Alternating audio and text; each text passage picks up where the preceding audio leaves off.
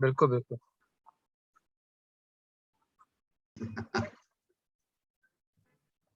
आपको डॉक्टर नरसिंह वर्मा ने इसीलिए चूज किया था इस प्रोग्राम के लिए, और हम लोग साथ में ही बैठे थे तब हम लोगों ने। आई होप ऐसा ही है। Okay go ahead. चलिए।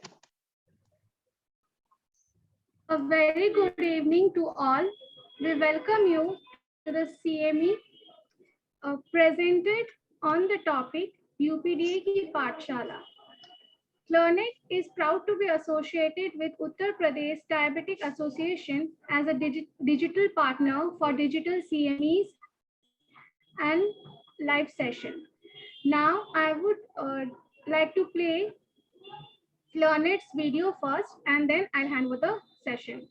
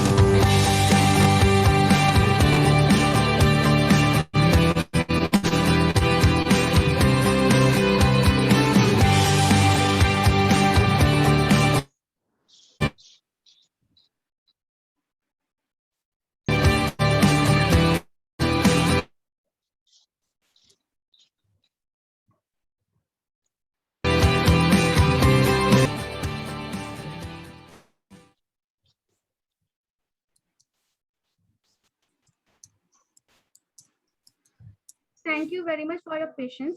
Now I would like to hand over the session to Dr. Sanjay Arora sir. Sanjay Arora sir is an MD in medicine, member of CSI,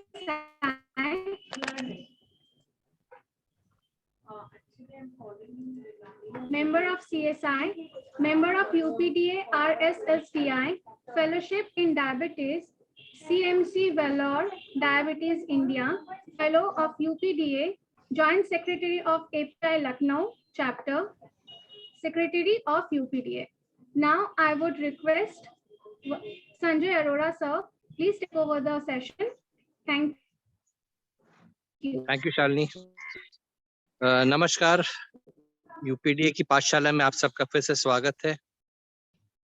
आज हमारे साथ लखनऊ के दो stalwarts accompanied by doctor Amita Pandey. Doctor Amita Pandey आज doctor Narsingh Verma के साथ moderate करेंगी session को, और टॉपिक आज का रहेगा जेस्टेशनल डायबिटीज मेलाइटिस, क्या यही है मधुमेह की जननी। बहुत इंटरेस्टिंग टॉपिक है। डॉक्टर नरसिंह वर्मा हमारे प्रेसिडेंट, उनका साथ दे रही हैं डॉक्टर अमिता पांडे।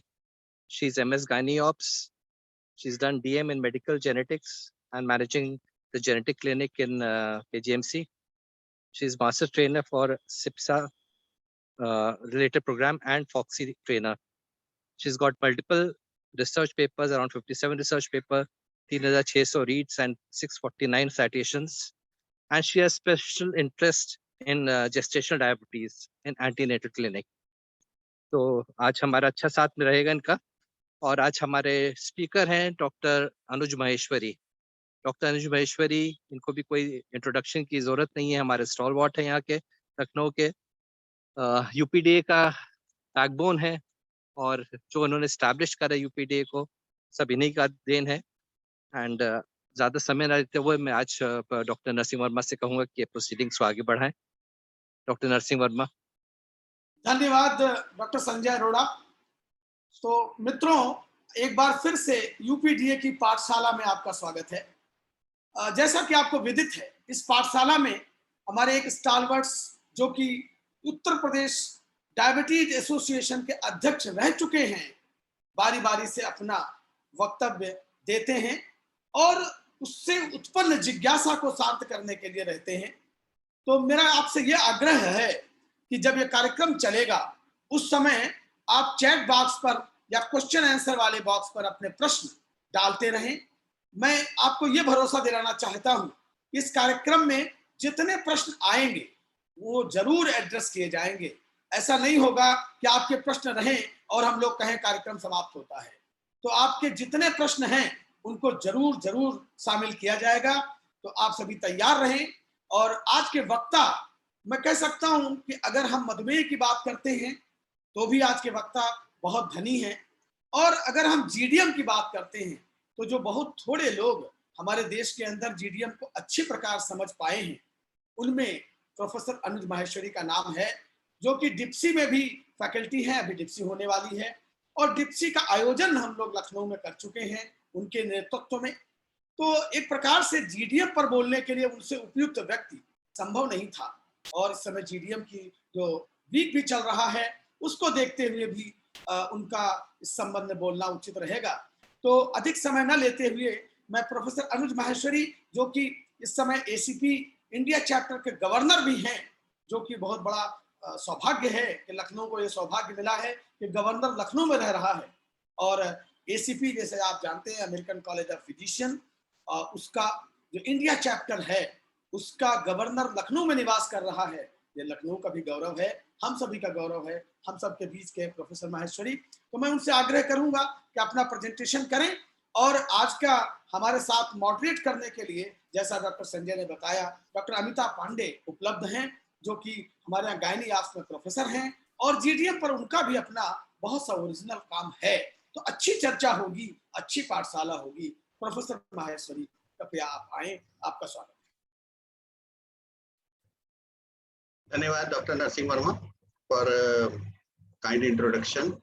और आज का कार्यक्रम हम लोग ज़्यादातर हिंदी भाषा में ही करेंगे, तो उसको ध्यान में रखते हुए मैं आज वाकई बहुत गौरवान्वित महसूस कर रहा हूँ कि डॉक्टर नरसिंह वर्मा और डॉक्टर अमिता पांडे आज इस सेशन को मॉडरेट कर रहे हैं। संजय अरोड़ा जी, इनके नेतृत्व में उत्तर प्रदेश डायबिटीज एसोसिएशन उसी तरीके से तरक्की कर रहा है जैसे कि ये कभी डॉक्टर AR सरकार और डॉक्टर कर्नल MK गर्ग, उस समय वो कर्नल हुआ करते थे, आज तो वो रिटायर्ड हो चुके हैं। मेरे ख्याल से उनका लास्ट डेकोरम क्या था सर? डॉक्टर नरसिंह वर्मा ब्रिगेडियर होकर के रिटायर हो चुके हैं। तो जब भी उत्तर प्रदेश डायबिटीज एसोसिएशन की बात आती है, डॉक्टर सरकार और डॉक्टर गर्ग का नाम हमेशा याद आता है। और जिस तरीके से उनके समय में इस एसोसिएशन ने तरक्की करी, मेरी इच्छा है कि डॉक्टर संजय अरोड़ा और डॉक्टर नरसिंह वर्मा के नेतृत्व में भी ये उसी तरीके से आगे बढ़े, और हम लोगों ने डायबिटीज के हर क्षेत्र को उत्तर प्रदेश डायबिटीज एसोसिएशन के माध्यम से छुआ। और ये उत्तर प्रदेश डायबिटीज एसोसिएशन का ही एक बड़ा कैनवस था, जिसकी वजह से हमें और मुझे व्यक्तिगत रूप से और हम सभी को एक राष्ट्रीय पहचान मिली। हमने RSSDI 2015 कराने का मौका मिला, फिर डिप्सी भी कराई, और फिर अमेरिकन कॉलेज ऑफ फिजिशियन की एनुअल कॉन्फ्रेंस भी हम लोग लखनऊ करा पाए। हो सकता है आगे कुछ और भी बहुत ऐसे मौके आएंगे। तो लेकिन इसके साथ साथ ये बहुत जरूरी है कि हम उत्तर प्रदेश को एक अच्छे स्थान पे रखें एकेडमिकली भी। हम उत्तर प्रदेश से ज्यादा रिसर्च पेपर प्रकाशित करें, हम उत्तर प्रदेश से ज्यादा लोगों का पार्टिसिपेशन राष्ट्रीय स्तर पे बढ़ाएं। हमें कभी नहीं भूलना चाहिए कि 20% जनसंख्या पूरे भारत की केवल इस प्रदेश से आती है, जिसको कि हम उत्तर प्रदेश कहते हैं। लेकिन अगर हम बाकी एकेडमिक प्लेटफॉर्म पे देखें और बाकी और जगहों पे देखें, तो शायद इस तरीके का हमारा जो प्रतिनिधित्व इस रेशियो में नहीं होता, इस अनुपात में वो प्रतिनिधित्व नहीं होता। उसको सुधारने के लिए ये बहुत जरूरी है कि उत्तर प्रदेश में पढ़ने पढ़ाने की एक मुहिम चालू की जाए, जो कि उत्तर प्रदेश डायबिटीज एसोसिएशन ने शुरू कर दी है, और दूसरे संगठन भी इसमें आगे आएंगे। दूसरे सब्जेक्ट में भी इंडियन सोसाइटी ऑफ हाइपरटेंशन में ऑलरेडी ये काम कर रही है, और मुझे लगता है कि बाकी जो संगठन बचे हुए हैं वो लोग भी इसमें आगे आएंगे। मुझे पता है कि फॉक्सी और फॉक्सी की लखनऊ ब्रांच भी बहुत एकेडमिकली बहुत अधिक एक्टिव हैं, और इस समय जो नेतृत्व है वो राष्ट्रीय स्तर पे बहुत अधिक प्रभावशाली है। इन बातों को ध्यान में रखते हुए मैं अपनी स्लाइड शेयर करूंगा, और साथ ही साथ आप लोगों को ये भी याद दिलाना चाहूंगा कि ये बहुत सही मौके पे डॉक्टर नरसिंह वर्मा ने ये टॉपिक रखा है जिसको कि हम कहने जा रहे हैं GDM यानी मधुमेह की जननी। ये कल से डिप्सी की राष्ट्रीय कांग्रेस शुरू होने जा रही है दिल्ली में। हालांकि ये वर्चुअल होगी, तो वर्चुअल होने का एक बहुत बड़ा फायदा ये है कि हम और आप जहां भी कहीं हैं वहीं से बैठे बैठे उसे अटेंड कर सकते हैं। तो कल परसों 2 दिन डिप्सी माने diabetes and pregnancy study group of India, उसकी राष्ट्रीय कांग्रेस शुरू होने जा रही है। और एक और जो बहुत बड़ी इंपॉर्टेंट चीज है जिसको हम लोगों ने, पता नहीं कितने लोगों ने इसको ध्यान दिया नहीं ध्यान दिया, मुझे पक्का यकीन है कि डॉक्टर अमिता पांडे ने जरूर इस बात पे ध्यान दिया होगा कि अमिता पांडे ने इसको जरूर इस बात पे ध्यान दिया होगा कि ये जो सप्ताह है ये हमारा ब्रेस्ट फीडिंग वीक है। और ब्रेस्ट फीडिंग वीक का मतलब ये हुआ कि हम मातृत्व सुरक्षा की बात करें, हम जननी सुरक्षा की बात करें, मदर सेफ्टी की बात करें। और इसी को ध्यान में रखते हुए हमने अमेरिकन कॉलेज ऑफ फिजिशियन की तरफ से भी पूरा ये महीना वुमेन हेल्थ के लिए डेडिकेट किया है, जिसमें पहला हमारा कार्यक्रम सेफ मदरहुड के ऊपर ही था।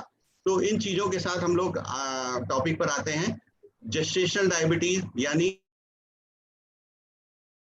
गर्भावस्था के दौरान, गर्भावस्था की वजह से जो डायबिटीज होती है वो मधुमेह की जननी है, ना सिर्फ उस महिला में बट आने वाली कई सारी जनरेशंस में भी डायबिटीज को जन्म देने वाला एक बहुत इंपॉर्टेंट कारण है। हमारे प्रोफेसर वी शेषैया जिन्होंने इस diabetes in pregnancy study group of India की स्थापना की और जेस्टेशनल डायबिटीज को एक आंदोलन के रूप में पूरे देश में स्थापित किया, लोगों में उसके बारे में अवेयरनेस पैदा करी, उनका पहला स्टेटमेंट ये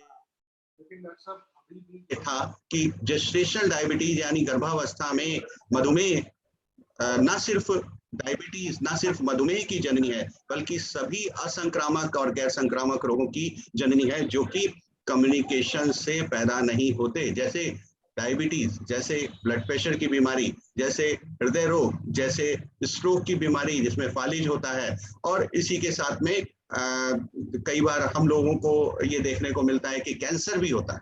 तो कैंसर भी नॉन कम्युनिकेबल डिजीजेस में होता है, और डायबिटीज को रोकने से हम लोग काफी हद तक इन चीजों पर भी विजय प्राप्त कर सकते हैं। ये ग्राफ देख करके आपको समझ में आ रहा होगा कि हमारे देश में मधुमेह के रोगियों की संख्या किस प्रकार से विस्फोटक रूप से बढ़ रही है। कोई ऐसा तरीका है कि इस विस्फोटक स्वरूप को किसी तरीके से नियंत्रित किया जा सके, किसी तरीके से इसको कम किया जा सके? इसके लिए हमें एक पुरानी हाइपोथेसिस जो डॉक्टर बार्कर की हाइपोथेसिस थी उस पे जाना पड़ेगा। हम इस हाइपोथेसिस को बार्कर की हाइपोथेसिस के नाम से जानते हैं, लेकिन अगर हम अपने प्राचीन सभ्यता और अपने प्राचीन धर्म ग्रंथों और प्राचीन जो हमारा साहित्य है उस पर जाएं तो हमें प्राप्त होगा कि इसी तरह की धारणा हमारे भारतीय इतिहास में भी देखी गई है। क्या है वो धारणा कि किसी भी व्यक्ति के जीवन में होने वाली बीमारियां या किसी भी व्यक्ति के जीवन में होने वाली बीमारियों के प्रति उसकी अनुकूलता, उसकी जो गर्भावस्था में उसका जीवन होता है उसके अंदर प्रोग्राम हो जाती है।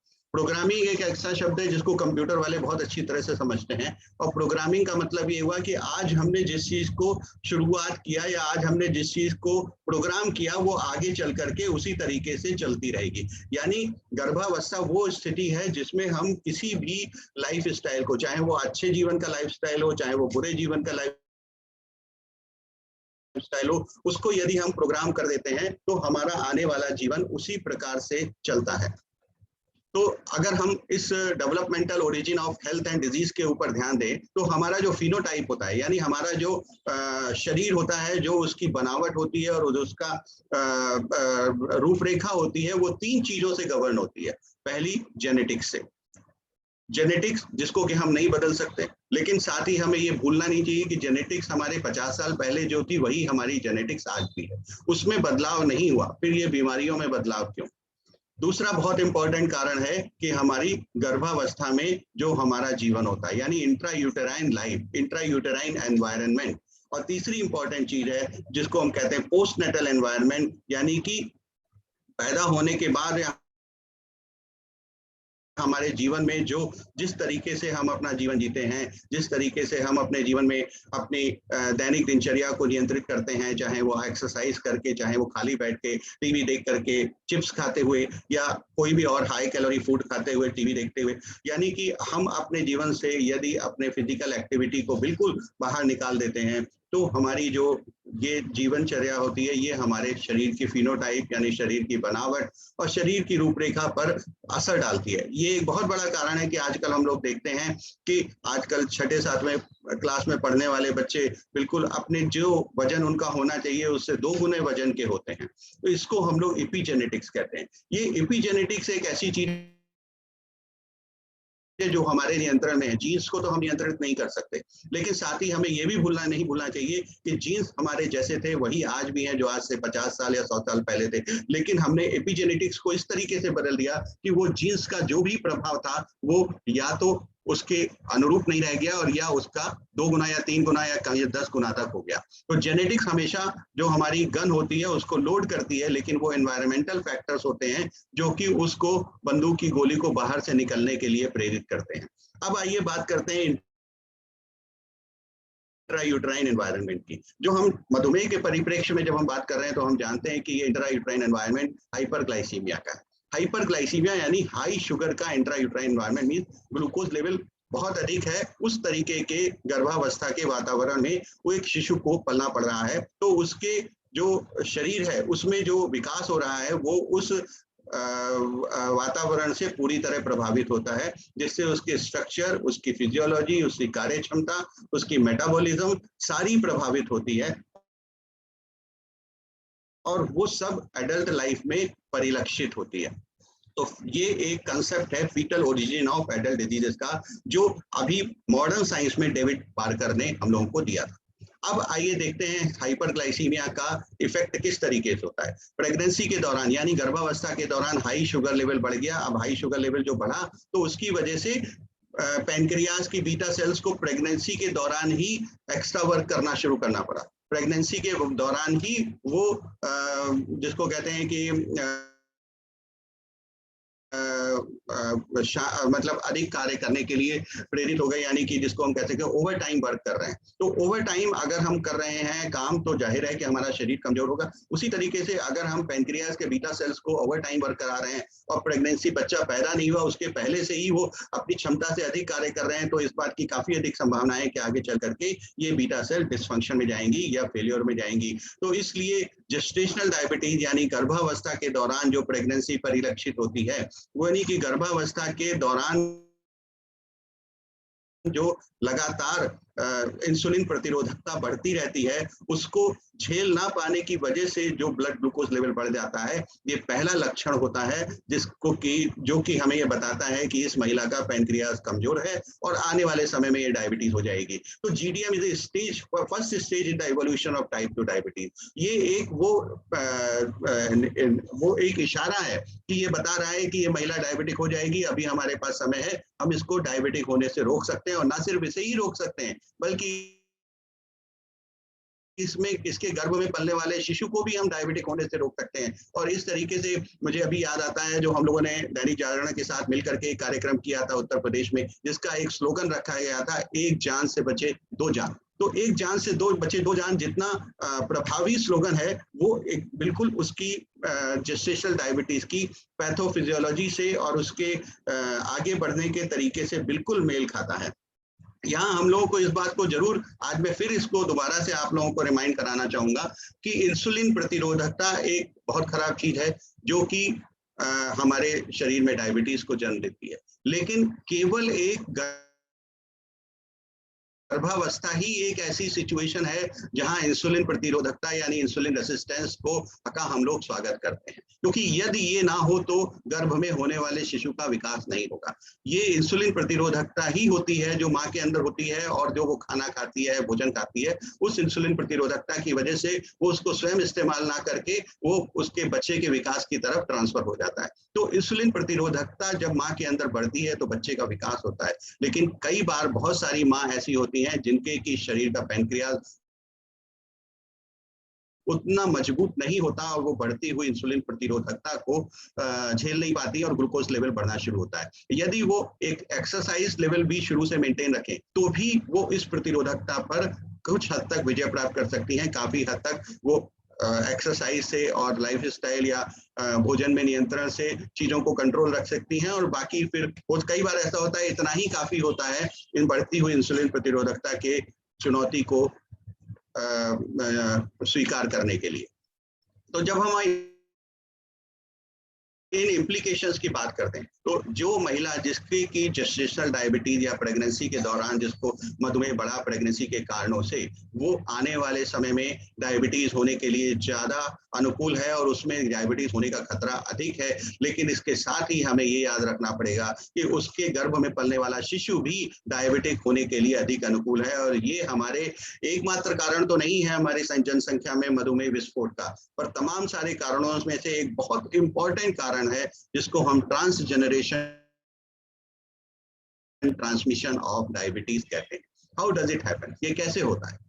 जैसे कि हम जानते हैं कि खाने के लिए हमारे पास बहुत सारी चीजें होती हैं, मिक्स न्यूट्रिएंट्स होते हैं। अब इस मिक्स न्यूट्रिएंट्स की थ्योरी को नॉर्बर्ट फ्रैंकेल ने प्रतिपादित किया था, और फ्रैंकेल की थ्योरी के हिसाब से मैटरनल फ्यूल यानी कि माँ के शरीर में जो ऊर्जा प्राप्त करने के स्रोत होते हैं प्रेगनेंसी के दौरान, वो इस बात को तय करते हैं, इस बात को डिसाइड करते हैं कि होने वाले शिशु का विकास किस तरीके से होगा। फ्यूल मीडिएटेड टेरेटोजेनेसिस जिसे कहते हैं, यानी कि ऊर्जा उत्पादित करने वाले पदार्थों की वजह से शरीर की बनावट में जो बदलाव आते हैं वो इसी आधार पे होते हैं। अब जैसे एक एग्जाम्पल के तौर पे मैं बता सकता हूँ कि हम भारतीय लोग 60 to 70%, कभी हद तक 80% तक कार्बोहाइड्रेट का इस्तेमाल करते हैं अपने दैनिक भोजन में। हमारे शरीर में प्रोटीन और वसा का योगदान बहुत कम होता है हमारे भोजन के अंदर। तो अब लेकिन फिर भी हमारे शरीर में फैट कंटेंट काफी ज्यादा होता है। लेकिन जब एक शिशु का निर्माण हो रहा होता है तो उस समय कार्बोहाइड्रेट के साथ प्रोटीन भी चाहिए, कार्बोहाइड्रेट के साथ फैट भी चाहिए, और वो जब एक संतुलित मात्रा में मिलता है तो बच्चे का विकास अच्छा होता है। Targeting intervention early in pregnancy beyond glucose may be critical to improve fetal growth pattern। मतलब ये हुआ कि सिर्फ ग्लूकोज को ध्यान में न रखते हुए अगर हम प्रेगनेंसी के दौरान माँ के भोजन को इस प्रकार से निर्धारित करें कि उसमें सिर्फ ग्लूकोज ना रहे बल्कि अन्य तत्वों का भी समावेश हो, तो होने वाले बच्चे की विकास पर ये एक बहुत महत्वपूर्ण असर डालता है। अब इस फ्रैंकेल हाइपोथेसिस को, फ्रैंकेल की जो थ्योरी थी उसमें पेडरसन की थ्योरी को भी मिला दिया गया, तो अब उसमें ये मॉडिफाइड फ्रैंकेल पेडरसन थ्योरी बनी। उसका मतलब क्या हुआ? यानी कि माँ के शरीर के अंदर जो ऊर्जा उत्पादक करने वाले पदार्थ वो भोजन के स्वरूप में लेती है, जिसमें कार्बोहाइड्रेट सबसे प्रमुख है, वो बच्चे के विकास में कैसे योगदान देते हैं। कोई भी प्रेग्नेंट मदर जब उसके शरीर में ग्लूकोज का लेवल बढ़ जाता है तो ये तय है कि इंसुलिन की मात्रा कम होती है तभी ग्लूकोज का लेवल बढ़ता है, चाहे वो बढ़ती हुई इंसुलिन प्रतिरोधकता की वजह से, चाहे वो पहले से मधुमेह की रोगी है, शायद उसे पता नहीं था उसके वजह से, पर जिस कारण से भी जब ग्लूकोज लेवल बढ़ता है तो उसका एकमात्र कारण होता है कि उस ग्लूकोज लेवल को कंट्रोल करने के लिए पैंक्रियाज अपेक्षित मात्रा में इंसुलिन का निर्माण नहीं कर पा रहा। ऐसी स्थिति में जब बच्चा शरीर के अंदर पल रहा होता है तो माँ का ग्लूकोज, अमीनो एसिड और लिपिड, जो कुछ भी न्यूट्रिशन पदार्थ वो भोजन के रूप में लेती है, वो सारे प्लेसेंटा के माध्यम से फीटल बॉडी के अंदर जाते हैं। अब फीटल बॉडी के अंदर जब वो पहुंचते हैं तो ये मिक्स न्यूट्रिशन पहुंचता है, लेकिन अगर मिक्स न्यूट्रिशन के अंदर कार्बोहाइड्रेट की मात्रा ज्यादा है तो वो फीटल पैंक्रियाज को उत्तेजित करता है अधिक इंसुलिन का सिक्रीशन करने के लिए, जिससे मैक्रोसोमिया यानी फीटल साइज में बढ़ोतरी होती है और बच्चे का साइज बड़ा हो जाता है। तो अधिकांशतः तो लोग बड़े खुश होते हैं कि साहब हमारा बच्चा बहुत मोटा ताजा पैदा हुआ, बहुत तंदुरुस्त पैदा हुआ, जो अस्पताल वालों को, डॉक्टर लोगों को भी जा करके बधाई देते हैं, उनको मिठाइयाँ भी खिलाते हैं, पर उनको ये नहीं पता कि ये जो बड़ा साइज का बच्चा है ये आगे चल के डायबिटीज होने की संभावना अधिक रखता है। अब समस्या ये आती है कि जो insulin, high level of the insulin fetus में बनना शुरू हुआ, जो फीटल पैनक्रियाज ने हाइपर एक्टिविटी करना शुरू किया, जिसकी वजह से हाइपर इंसुलिनीमिया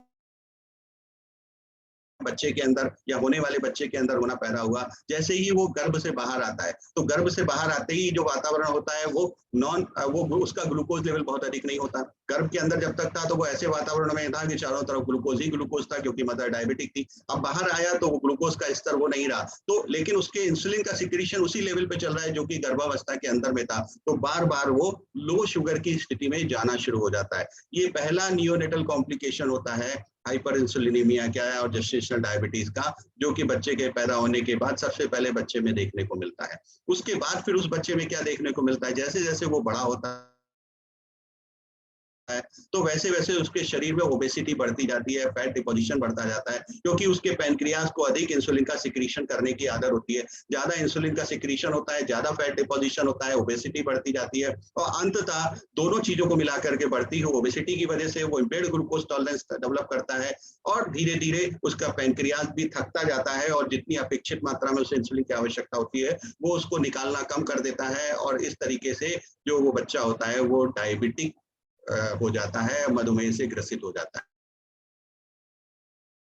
महिलाओं में क्या होता है या फीमेल बच्चियों में क्या होता है, फीमेल बच्ची जब पैदा होती है तो यही प्रक्रिया उसके अंदर भी चलती है, पर उसके साथ में वो इम्पेयर्ड ग्लूकोज टॉलरेंस मेल बच्चे में देखने को मिलता है, फीमेल बच्ची में भी इम्पेयर्ड ग्लूकोज टॉलरेंस देखने को मिल सकता है, पर जो ज्यादा महत्वपूर्ण होता है तो जैसे ही वो प्रेगनेंसी में जाती है, जैसे ही उस गर्भ धारण करती है, तो वो गर्भावस्था के बढ़ते हुए इंसुलिन प्रतिरोधकता के चुनौती को स्वीकार नहीं कर पाती, और थोड़े समय बाद 24 सप्ताह के बाद वो महिला डायबिटिक हो जाती है, या हाइपरग्लाइसीमिया या हाई ग्लूकोज लेवल डेवलप करती है। और ये महिलाएं जो होती हैं जो कि प्रेगनेंसी के दौरान अपना ग्लूकोज लेवल हाई रखती हैं, उसमें से 35 से 40% महिलाएं टाइप 2 डायबिटीज की मरीज हो जाती हैं प्रेगनेंसी के 10 साल के अंदर, और ये फिर विशियस साइकिल बराबर चलता रहता है। प्रेगनेंसी, मधुमेह से मधुमेह का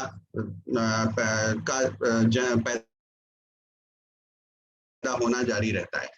अब हम आइए, क्या हम इस तरीके के मैटरनल ग्लाइसीमिया और चाइल्डहुड ग्लूकोज मेटाबॉलिज्म को किसी तरीके से कैसे भी करके नियंत्रित कर सकते हैं? जो अभी तक हम लोग की जानकारी है कि अगर हम माँ के अंदर जो ग्लूकोज स्पेक्ट्रम है, जिसके प्रति वो गर्भ में पलने वाला शिशु जिसके प्रति वो एक्सपोज्ड है, या जिसके दौरान या जिसके वातावरण में उसका विकास हो रहा है, अगर हम उसको किसी तरीके से नियंत्रित कर लें तो हम उस बच्चे के ग्रोथ को नियंत्रित कर सकते हैं। लेकिन साथ ही हमें ये भी याद रखने की जरूरत है कि ये बढ़ता हुआ इंसुलिन रेसिस्टेंस जो माँ के अंदर बढ़ रहा है, जो कि बच्चे की बढ़ती हुई ग्रोथ के लिए जिम्मेदार है, उसके अलावा भी वो बच्चा अपने बढ़ते हुए BMI और फैमिली हिस्ट्री ऑफ डायबिटीज की वजह से उस आने वाली जनरेशन में मधुमेह से पीड़ित होने के लिए अनुकूल रहता है। तो इसके चाहे माँ हमारी डायबिटीज है या नहीं है, चाहे उस बच्चे, उस मदर को चाइल्डहुड BMI बढ़ी हुई रही है या नहीं रही है, फैमिली हिस्ट्री ऑफ डायबिटीज हुई है या नहीं हुई है, लेकिन अगर प्रेगनेंसी का एनवायरनमेंट हाइपरग्लाइसीमिया के साथ रहा है तो उस बच्चे में डायबिटीज होने की पूरी संभावना होती है। एडोलेसेंट ऑफस्प्रिंग, ये बात मैं आपको पहले ही बता चुका हूं कि जो महिलाएं जिनके बच्चे बढ़े हुए ग्लूकोज के माहौल में पलते हैं और प्रेगनेंसी के दौरान जिनका ग्लूकोज बढ़ा रहता है, उन लोगों के अंदर जब वो बच्चे अपनी शैशवावस्था में पहुंचते हैं या तरुणाई में पहुंचते हैं, तो उस स्थिति में उनके शरीर का डेवलपमेंट या उनकी एडिपोसिटी बहुत तेजी से बढ़ती है और वो बहुत मोटे हो जाते हैं, जिनका उनका वेट होना चाहिए उससे अधिक हो जाता है, और तमाम सारे माता पिता आकर के कहते हैं साहब हमारा बच्चा कुछ नहीं खाता, पर फिर भी वो बहुत मोटा होता जा रहा है। और कई सारी जो बच्चियां होती हैं उनमें ये देखा जाता है कि समय से पहले ही उनकी प्यूबर्टी शुरू हो जाती है, कम समय से पहले ही उनका मासिक धर्म प्रारंभ हो जाता है। अगर हम इस चीज को किसी तरीके से नियंत्रित रखें तो हम ना सिर्फ डायबिटीज को कंट्रोल कर सकते हैं, बल्कि तमाम सी होने वाली जो हमारी एंडोक्राइन डिजीजेस हैं उनको रोक सकते हैं। जो बढ़ा हुआ फास्टिंग प्लाज्मा ग्लूकोज होता है, इंसुलिन रेसिस्टेंस का लेवल होता है, ये होने वाले बच्चे में और मदर में दोनों में इस बात के लिए इंडिकेशन देता है कि इस बच्चे का प्रोग्रामिंग हाइपरग्लाइसीमिया की वजह से, गर्भावस्था में हाइपरग्लाइसीमिया की वजह से हुई है, जिसके कारण ये डायबिटीज हो रहा है। तो अगर किसी भी बच्चे का फास्टिंग ग्लूकोज ज्यादा मिल रहा है, चाहे वो डायबिटीज की रेंज में नहीं है, लेकिन अगर वो बढ़ना शुरू हो गया या इंसुलिन रेसिस्टेंस बढ़ना शुरू हो गया, तो इसमें अधिकांश लोगों के अंदर कारण यही होता है कि प्रेगनेंसी के दौरान हाइपरग्लाइसीमिया रहा होता है उनकी मदर को। नाउ अब हम जो बात करने जा रहे हैं कि GDM and it's consequences on the adult offspring, ये हम लोगों ने हालांकि बात पहले कर ली है, बस जस्ट एक इसमें यही कहना चाहेंगे कि जेस्टेशनल डायबिटीज के दौरान जो एक क्रॉनिक इंसुलिन रेसिस्टेंस होता है, धीरे धीरे इस इंसुलिन प्रतिरोधकता की वजह से बीटा सेल धीरे धीरे फेल होते जाते हैं और ग्लूकोज का अपेक्षित नियंत्रण नहीं कर पाते इंसुलिन ना निकालने की वजह से, डिसलिपिडीमिया होता जाता है, सूजन, इन्फ्लेमेशन बढ़ता जाता है, इसी दौरान इन्फ्लेमेटरी मार्कर्स बढ़ते हैं, जो बीटा सेल्स का भी इन्फ्लेमेशन होता है और एंडोथेलियल डिसफंक्शन का वो प्रोसेस शुरू होता है, जिसकी वजह से हमारी धमनियों के अंदर धमनियों की सतह में चिकनाई का जमा होना शुरू हो जाता है, कोलेस्ट्रॉल का जमा होना शुरू हो जाता है। और ये वो स्थिति होती है जो कि ना केवल टाइप 2 डायबिटीज, अभी तक हम लोग जो बात कर रहे थे वो ये बात कर रहे थे कि जेस्टेशनल डायबिटीज हमको मधुमेह की तरफ ले जाती है, लेकिन मधुमेह के साथ साथ ये आने वाले जीवन में हृदय रोग की नींव भी रखती है इन चीजों की वजह से। एंडोथेलियल डिसफंक्शन मेटाबॉलिक सिंड्रोम को भी जन्म देता है। तो ये जो पांचों चीजें हैं, ये मल्टीपल प्रॉब्लम्स के लिए जिम्मेदार हैं, जो कि आने वाले समय में प्रेगनेंसी के बाद महिला और साथ साथ उसके होने वाले बच्चे दोनों में, इस जनरेशन और नेक्स्ट जनरेशन दोनों में आने वाली है। जेस्टेशनल डायबिटीज इसीलिए कहा जाता है कि ये एक ऐसा मौका है, जिस मौके को अगर हम इस्तेमाल करें सही प्रकार से, तो हम आने वाले समय में न सिर्फ उस महिला में डायबिटीज को रोक सकते हैं, बट आने वाली जनरेशन की डायबिटीज को भी रोका जा सकता है। तो maternal nutrition plays very important role. किसी भी महिला के किसी भी माँ की जो न्यूट्रिशन है, माँ की जो भोजन है, उसका जो गोल होना चाहिए वो यही होना चाहिए कि हम प्रेगनेंसी के दौरान उसके बच्चे के विकास को, प्लेसेंटा के विकास को सपोर्ट करें, और उस सपोर्ट के लिए इसका नियंत्रित होना बहुत जरूरी होता है। और वहां पे अगर जो गर्भ में पल रहा शिशु है, उसको जो कुछ भी हम खिलाएंगे वही वो आने वाले जीवन में खाएगा। हम लोग अगर उसको ज्यादा कार्बोहाइड्रेट खिला रहे हैं गर्भावस्था के दौरान, तो आने वाले समय में भी वो कार्बोहाइड्रेट ही खाएगा। मैं आपको एक ऐसा उदाहरण बता सकता हूँ जो नितांत व्यक्तिगत है। मेरे एक मित्र की पत्नी ने मुझे कहा कि मेरा जब बच्चा गर्भ में था तो मुझे चिकन खाने की बहुत इच्छा होती थी, और आजकल वो बच्चा चिकन के अलावा और कुछ खाना ही पसंद नहीं करता। तो इस तरह की चीजों को अगर हम ध्यान रखें और गर्भावस्था के दौरान अगर बैलेंस्ड डाइट दे माँ को, तो आने वाले बच्चे को भी बैलेंस्ड डाइट खाने की आदत पड़ेगी। अब हम लोग जो बात करते हैं कि हम डायबिटीज होती है जो प्रेगनेंसी के दौरान अधिक खाने से होती है, कार्बोहाइड्रेट ज्यादा खाने से होती है, तो निश्चित रूप से कार्बोहाइड्रेट की मात्रा ज्यादा होने से या अनबैलेंस फूड की वजह से होती है। पर पुअर मैटरनल न्यूट्रिशन यानी मातृत्व कुपोषण का भी उतना ही बड़ा योगदान है डायबिटीज में, जितना कि अधिक भोजन का योगदान है। कुपोषण की वजह से बच्चे का बर्थ वेट कम हो जाता है। जैसे ही वो पैदा होता है तो उसकी एपिटाइट बढ़ जाती है, वो जल्दी से जो कमी उसकी गर्भावस्था में रह गई उसको पूरी करने की कोशिश करता है, जल्दी ज्यादा खाने की इच्छा होती है, उसकी भूख बहुत ज्यादा लगती है, उसकी बाद में जो ग्रोथ होती है वो बहुत तेज हो जाती है, और वो बच्चे फिर 5-10 साल के अंदर ही अपनी आवश्यकता से अधिक वजन प्राप्त कर लेते हैं और काफी मोटे हो जाते हैं। ये ये लेप्टिन सिंथेसिस के में होने वाले बदलाव की वजह से होता है, जिसकी वजह से विसरल एडिपोसिटी, जो कि सबसे खतरनाक तरीके का मोटापा होता है। 3 तरीके के मोटापे हम लोग जानते हैं। एक मोटापा होता है जो कि हमारे सबक्यूटेनियस फैट में होता है, जो कि हम अक्सर काउकेशियन लोगों में देखते हैं, वेस्टर्न पॉपुलेशन में देखते हैं। जो हिंदुस्तानी लोगों के अंदर मोटापा होता है, वो मोटापा होता है उनके बेलीज में होता है, जो कि उनके जो पेट के अंदर जो ऑर्गन्स है उनके चारों तरफ फैट डिपॉजिट हो जाता है, जिसको कि विसरल एडिपोसिटी कहते हैं, और ये सबसे खतरनाक होती है, और ये हमें हार्ट की प्रॉब्लम के लिए ज्यादा अनुकूल बना देती है। तो इसी तरीके तरीके से ज्यादा फूड खाते हैं, इसके बारे में तो हम सब जानते ही हैं कि ज्यादा भोजन खाएंगे, ज्यादा हमें भोजन को एक्सपेंडिचर करना पड़ेगा, एक्सरसाइज नहीं करेंगे तो वो बॉडी में इकट्ठा होता जाएगा, जिसकी वजह से तमाम सारे neuroendocrine, pancreatic, skeletal, muscle, adipose tissue dysfunction होते जाएंगे और अल्टीमेटली पेशेंट पर्सन डायबिटीज में कन्वर्ट हो जाएगा। ये स्लाइड बहुत इंपॉर्टेंट है इस बात को समझने के लिए कि जेस्टेशनल डायबिटीज का होने वाली डायबिटीज में कितना बड़ा योगदान है। ये स्लाइड हमें ये बताती है कि टाइप 2 डायबिटीज का क्यूमुलेटिव रिस्क कितना है थर्ड ट्राइमेस्टर में, जब वो भी आने वाली जनरेशन में। यानी अगर थर्ड ट्राइमेस्टर में माँ ने अपना ब्लड शुगर लेवल या प्लाज्मा ग्लूकोज लेवल 120 के अंदर अंदर रखा है, तभी भी होने वाले बच्चे में यानी नेक्स्ट जनरेशन में 8% का डायबिटीज होने का रिस्क रहता है। यानी कि जो कट ऑफ हम बताते हैं, जो भी हम लोग कहते हैं कि 120 के अंदर अंदर रखना है, अगर वो कट ऑफ अचीव कर लिया तभी भी 8% लोग ऐसे होंगे जो कि डायबिटिक हो जाएंगे इतना करने के बावजूद भी। और अगर ये 120 से 139 के बीच में है तो 19% बच्चे इस तरह की माओं के अंदर पैदा होने वाले वो डायबिटिक हो जाएंगे आने वाले जीवन में। और अगर 140 के ऊपर गया तो 30% लोग, और 100-200 या इसके ऊपर क्रॉस कर लिया तो 50% population, many more than 50% population is going to be diabetic. ये उन लोगों के लिए आई ओपनर होना चाहिए, उन लोगों के लिए जो ये कहते हैं कि 160 और 170 तक ग्लूकोज भी अगर रहता है प्रेगनेंसी में तो चलता है, हमें कोई प्रॉब्लम नहीं होती और हमारे आराम से हमारे बच्चे पैदा हो जाते हैं। और क्यों हम इतना ज्यादा सरदर्द मोल लें कि शुगर को 120 तक लाएं और हाइपोग्लाइसीमिया का खतरा भी होता है उसमें। तो उन लोगों के लिए ये स्लाइड आई ओपनर के रूप में इस्तेमाल की जा सकती है। अब अगर हम बच्चे का वजन पैदा होते समय 2.5 किलो 3.5 किलो के बीच में रखेंगे, तब हम उसको आने वाले समय में डायबिटीज होने से बचाने की कोशिश कर सकते हैं, या हम कह सकते हैं कि उसकी डायबिटीज को प्रिवेंट करने के लिए या रोकने के मार्ग में एक ये हमारा पहला कदम है। और ये तभी प्राप्त किया जा सकता है जब 80 से 90 के बीच में फास्टिंग ग्लूकोज रहे, पोस्ट प्रेंडियल 110 से 120 के रूप में रहे, और मीन प्लाज्मा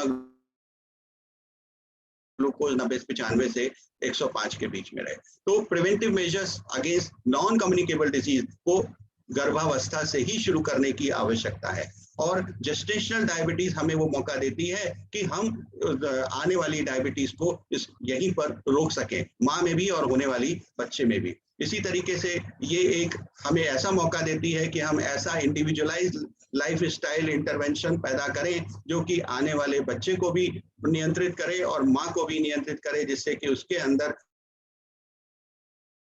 डायबिटीज होने की संभावना भी कम से कम हो। यहाँ पे एक स्लाइड बहुत जरूरी दिखाना चाहूंगा जो कि ब्रेस्ट फीडिंग से रिलेटेड है। ब्रेस्ट फीडिंग ना सिर्फ बच्चे में डायबिटीज होने से रोकती है, हम सब जानते हैं ब्रेस्ट फीडिंग कराने से बच्चों में डायबिटीज को रोका जा सकता है, पर अगर लैक्टेशन के दौरान माँ ने 6 से 10 महीने तक अगर ब्रेस्ट फीडिंग कराई है तो माँ के अंदर भी डायबिटीज होने के रिस्क को कम किया जा सकता है। तो what is needed actually, timely action, समय पर एक्शन लेना जरूरी है। सभी गर्भवती महिलाओं को ग्लूकोज टॉलरेंस के लिए स्क्रीन करना और उनकी जांच करना आवश्यक है। गर्भावस्था के दौरान ग्लूकोज लेवल को नियंत्रित करना आवश्यक है। और अगर हम ये सब करते हैं, साथ में एडिक्वेट मैटरनल न्यूट्रिशन यानी माँ के भोजन के ऊपर ध्यान देना सबसे ज्यादा जरूरी है, जो कि एक संतुलित भोजन हो। अगर हम ऐसा कर पाते हैं तो शायद आने वाले समय में हम इस एपिडेमिक डायबिटीज एपिडेमिक को तीव्रता को शायद कुछ कम कर पाएंगे। इसके लिए हम लोगों ने प्रयास किए भी हैं। डॉक्टर नरसिंह वर्मा जी जानते हैं कि RSSDI यूपी के विलेज प्रोजेक्ट के थ्रू हम लोगों ने 4 गांवों में ये तस्वीरें आपको बता रही हैं कि हम लोगों ने महिलाओं के बीच में किस तरीके से जागरूकता अभियान शुरू किया है। इन 4 गांवों के अंदर जो गर्भवती महिलाएं हैं उनका भी चेकअप कर रहे हैं, जो नहीं हुई है उनका भी। और ये वर्ल्ड हाइपरटेंशन लीग के जर्नल में ये खबर छपी थी जो हम लोगों के इस विलेज प्रोजेक्ट को लेकर के। तो धन्यवाद, थोड़ा सा समय शायद ज्यादा लिया, लेकिन हिंदी में बताने में थोड़ी सी शायद वो स्पीड नहीं मिल पाती जो कि अंग्रेजी में मिल जाती है, क्योंकि आदत उसी तरीके की पड़ी रहती है। तो thank you very much. Now open for the questions. बहुत बहुत धन्यवाद प्रोफेसर माहेश्वरी। आपने अपने वक्तृता से इस बात को सिद्ध कर दिया कि संभवतः केवल मधुमेह ही नहीं, सारे मेटाबॉलिक डिजीज की जननी GDM ही है। आपने दिखाया किस प्रकार जो संभावनाएं जो कि एक प्रकार से नॉर्मल फिजियोलॉजी है, इंसुलिन रेजिस्टेंस का बढ़ना, वही प्रेगनेंसी में होती है, और वही जब हमारे बीटा सेल उस लेडी के उसको नहीं संभाल पाते हैं तो डायबिटीज में कन्वर्ट हो जाता है। तो एक प्रकार से ये फिजियोलॉजी है, नॉर्मल फिजियोलॉजी है, आईआर का बढ़ना उसके दौरान, प्रेगनेंसी के दौरान, लेकिन वो जीटीएम को जन्म देती है, और ऐसे लोगों को तमाम प्रकार की संभावनाएं होती हैं, आगे चल करके बहुत सी बीमारियां होती हैं। और आपने बताया किस प्रकार से इंट्रायूटेराइन लाइफ में ही प्रोग्रामिंग हो जाती है सारी बीमारियों की। तो एक प्रकार से आपने महाभारत काल की याद दिला दी कि किस प्रकार से उसमें कहा, दिखाया गया, बहुत सी बातें बताई गई कि किस प्रकार से अभिमन्यु पूरी बातें नहीं सीख पाया, लेकिन बहुत कुछ सीख ले गया अपनी माँ के गर्भ में। तो माँ के गर्भ से बड़ी पाठशाला शायद कोई अभी तक नहीं बन पाई है। तो प्रश्नों का शुरुआत होगी। बहुत से प्रश्न प्रोफेसर अमिता पांडे जी के पास हैं और मेरे पास हैं। मैं प्रारंभ करता हूं। पहला प्रश्न जो हमें क्वेश्चन आंसर सेशन में मिला है, वो उसका उत्तर आप आधा दे चुके हैं, परंतु फिर भी जो भी हमारे श्रोता हैं उनके प्रश्नों को जरूर लिया जाएगा, भले ही उसको आप एड्रेस कर चुके हैं। डॉक्टर त्रिपाठी जानना चाहते हैं कि जीडीएम के लिए आपने कट ऑफ वैल्यूज बताई हैं, आपने ये भी बताया है कितना रखना चाहिए फास्टिंग और पीपी। उन्होंने कहा डायग्नोसिस के लिए हम कितने फास्टिंग और प्रेंडियल पर ये कहें कि जीडीएम है। ये बिल्कुल क्लियर है, अब इसमें कहीं पे कोई दो राय नहीं है।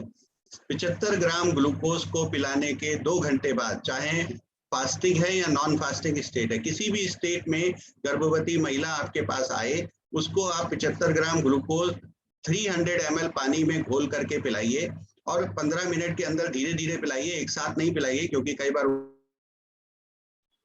वॉमिटिंग होने का भी चांस रहता है ज्यादा ग्लूकोज पीने से। तो 300 ml पानी में घोल करके 75 ग्राम ग्लूकोज पिलाने के, यानी पहले सिप के 2 घंटे पे अगर ये 140 के अंदर है तो हम उसको इम्पेयर्ड जेस्टेशनल ग्लूकोज टॉलरेंस कहेंगे। अगर 140 टच कर गया या इसके ऊपर आ गया तो हम इसे जेस्टेशनल डायबिटीज कहेंगे। 200 टच कर गया यानी ये डायबिटीज है, फ्रैंक डायबिटीज है। और अगर लेकिन यहाँ पे ये चीज ध्यान रखने वाली है कि डायग्नोसिस के लिए, जेस्टेशनल डायबिटीज की डायग्नोसिस के लिए कट ऑफ 140 है, लेकिन ट्रीटमेंट के लिए टारगेट 120 के नीचे है। तो अगर हम जब उसका 140 के नीचे, हम 140 के ऊपर या 140 टच कर गया तो हम उसे जेस्टेशनल डायबिटीज मानेंगे। पर जो महिलाएं प्री जेस्टेशनल ग्लूकोज टॉलरेंस में भी हैं, वो महिलाओं को भी हमें 120 के नीचे लाना है।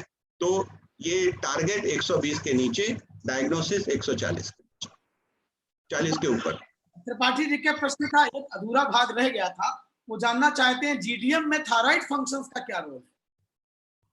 जीडीएम में थायराइड फंक्शंस का, इवन प्रेगनेंसी में थायराइड फंक्शन का बहुत रोल है। उसको जीडीएम से भी जोड़ा जा सकता है, क्योंकि जब भी कभी थायराइड फंक्शन डिस्टर्ब होता है वो ग्लूकोज लेवल को प्रभावित करता ही करता है, और खासतौर से डिस्लिपिडीमिया को भी प्रभावित करता है। जब भी हाइपोथायराइडिज्म के पेशेंट में ग्लूकोज लेवल और डिस्लिपिडीमिया दोनों ही बढ़ता है, और हाइपरथायराइडिज्म के पेशेंट में ग्लूकोज लेवल कम होता है। तो ज्यादातर महिलाओं को प्रेगनेंसी के दौरान हाइपोथायराइडिज्म देखने को मिलता है, जो कि डिस्लिपिडीमिया और खासतौर से हाइपरग्लाइसीमिया में कंट्रीब्यूट करता है। बहुत अच्छा आपने उत्तर दिया है। मुझे लगता है डॉक्टर त्रिपाठी संतुष्ट हो गए होंगे। जो ग्लूकोज आपने कहा लेना है 300 ml पानी में, वो एनहाइड्रस ग्लूकोज होना चाहिए क्या? ऐसा कुछ कई जगहों पर लिखा है। एनहाइड्रस ग्लूकोज हो तो अच्छा है, लेकिन एनहाइड्रस अगर ना मिल पाए तो ऐसा नहीं कि उसके इंतजार में बैठे रहेंगे। तो हम डायग्नोसिस तभी भी कर सकते हैं अगर एनहाइड्रस ना हो तो भी, पर anhydrous is better. Professor Amita Pande. हाँ, नमस्कार सभी श्रोताओं को। डॉक्टर अनुज, आपने बहुत बढ़िया और बहुत कॉम्प्रहेंसिव अपना टॉक लिया, और उसमें आपने सारे एस्पेक्ट कवर किए हैं। लेकिन हमारे कुछ श्रोता ये जानना चाहते हैं कि डायग्नोसिस तो आपने कर ली जेस्टेशनल डायबिटीज की, अब उसको कंट्रोल भी करना है, तो क्या इसका इलाज उसी तरह होना चाहिए जैसे हम अडल्ट डायबिटीज का करते हैं, या किसी अलग तरीके से हम इन मरीजों का इलाज करते हैं? बेसिक प्रिंसिपल तो उसी तरीके के हैं, पर कहने का मतलब पर यहाँ पे थोड़ा सा हमें फास्ट चलना होता है। जैसे जब हम एडल्ट डायबिटीज को ट्रीट करते हैं तो हम 3 महीने तक लाइफस्टाइल मॉडिफिकेशन थेरेपी देते हैं। 3 महीने का उसको कहते हैं कि आप टहलिए, थोड़ा डाइट में मैनेजमेंट करिए, अपना ग्लूकोज लेवल कम करिए। पर एक महिला जो प्रेगनेंसी में डायबिटीज होती है तो वो उतना समय उसके पास नहीं होता। तो अगर ये जेस्टेशनल डायबिटीज है, यानी 24 हफ्ते से लेकर के 34 हफ्ते के बीच में है, या 32 हफ्ते के बीच में, सॉरी, तो हम उसको 2 वीक्स का टाइम देते हैं लाइफस्टाइल मॉडिफिकेशन के लिए, या MNT के लिए, जिसको कहते हैं कि न्यूट्रिशनल थेरेपी जो हम लोग देते हैं, उसके लिए हम 2 सप्ताह का टाइम देते हैं। अगर 2 सप्ताह में वो अपने ग्लूकोज लेवल को 120 के नीचे लाने में कामयाब हो जाती हैं तो उसको उसी तरह चलने देते हैं, अन्यथा उनको इंसुलिन लेना श्रेयस्कर होता है, ऐसा उनको एडवाइस करते हैं। दूसरी तरफ ये एक बहुत बड़ा डिफरेंस है नॉर्मल डायबिटीज, मतलब एडल्ट डायबिटीज और प्रेगनेंसी डायबिटीज में या जेस्टेशनल डायबिटीज में, कि हम एडल्ट डायबिटीज, टाइप 2 डायबिटीज को गोलियों से ठीक कर सकते हैं। प्रेगनेंसी में डायबिटीज भी गोलियों से ठीक होती है, लेकिन उसको गोलियों से ठीक करना श्रेयस्कर नहीं माना जाता। उसको इंसुलिन से कंट्रोल करना आने वाले बच्चे और माँ दोनों के हित में जरूरी होता है। कभी कभी लोग कहते हैं कि साहब, डॉक्टर साहब आप तो कह रहे थे कि साहब इंसुलिन के बिना ठीक नहीं होगी डायबिटीज, हमने तो गोली खिलाई, जो हमारे पिताजी लेते हैं वही गोली हमने इसको खिलाई, इसका भी शुगर नॉर्मल हो गया। तो शुगर नॉर्मल तो जरूर हो जाएगा, क्योंकि गोली जाके अंदर काम तो करेगी, पर वो उसके और दूसरे नुकसान है जो कि होने वाले बच्चे और माँ के अंदर पैदा हो सकते हैं, जिससे आपको तकलीफें हो सकती है। बहुत अच्छा प्रश्न आपने दिया, मुझे लगता है इसका समाधान हुआ होगा। और चीज यहाँ पे ऐड करना चाहूंगा कि 32 हफ्ते के बाद जिन माताओं में हाइपरग्लाइसीमिया डायग्नोस होता है या जेस्टेशनल डायबिटीज डायग्नोस होती है, उनको हम सिर्फ 1 ही सप्ताह का MNT का ट्रायल देते हैं। तो मेडिकल न्यूट्रिशनल थेरेपी जो देते हैं केवल 1 सप्ताह के लिए देते हैं, 1 सप्ताह से ज्यादा का MNT ट्रायल उनके लिए संभव नहीं होता। मैं एक प्रश्न और रखना चाहता हूं। मैंने देखा है कि इधर काफी हमारे डॉक्टरों में उत्साह बहुत है HbA1c को लेकर, और HbA1c हम सभी अब जानते हैं कि वो अपनी चमक खोता जा रहा है और उसका स्थान SMBG ले रहा है, या और TIR या दूसरी चीजें ले रही है। तो खासकर GDM में आप क्या स्कोप पाते हैं कि HbA1c का कोई रोल है या SMBG बेहतर विकल्प है? निश्चित रूप से अगर GDM शुरू हो गया है और हम उसका ट्रीटमेंट को मॉनिटर करना चाहते हैं तो SMBG या आजकल जो फ्री स्टाइल लिब्रे है वो भी अब प्रेगनेंसी में अप्रूव हो गया है, उसका बहुत बड़ा रोल है। लेकिन HbA1c का रोल इस चीज को पता लगाने में है कि ये महिला पहले से डायबिटिक थी या नहीं, इसकी डायबिटीज प्रेगनेंसी के दौरान प्रेगनेंसी के चैलेंजेस की वजह से ही शुरू हुई है, या ये पहले से थोड़ा बहुत डायबिटीज लेकर के चल रही थी और प्रेगनेंसी में आने के बाद वो और ज्यादा स्ट्रांगली दिखाई देने लग गया। तो इस तरीके की चीजों को हम लोग HbA1c से पकड़ने की कोशिश करते हैं। खासतौर से जो महिलाएं फर्स्ट ट्राइमेस्टर में डायग्नोस होती हैं या फर्स्ट ट्राइमेस्टर में जिनको हाइपरग्लाइसीमिया मिलता है, उनका HbA1c कराने से ये पता लग जाता है कि ये महिलाएं पहले से डायबिटिक थी या नहीं थी। HbA1c का इतना ही योगदान है प्रेगनेंसी के दौरान। जेस्टेशनल डायबिटीज में HbA1c का बहुत अधिक योगदान नहीं रहता उसकी मॉनिटरिंग में या उसके प्रोग्रेशन को पढ़ने के लिए। अमिता जी।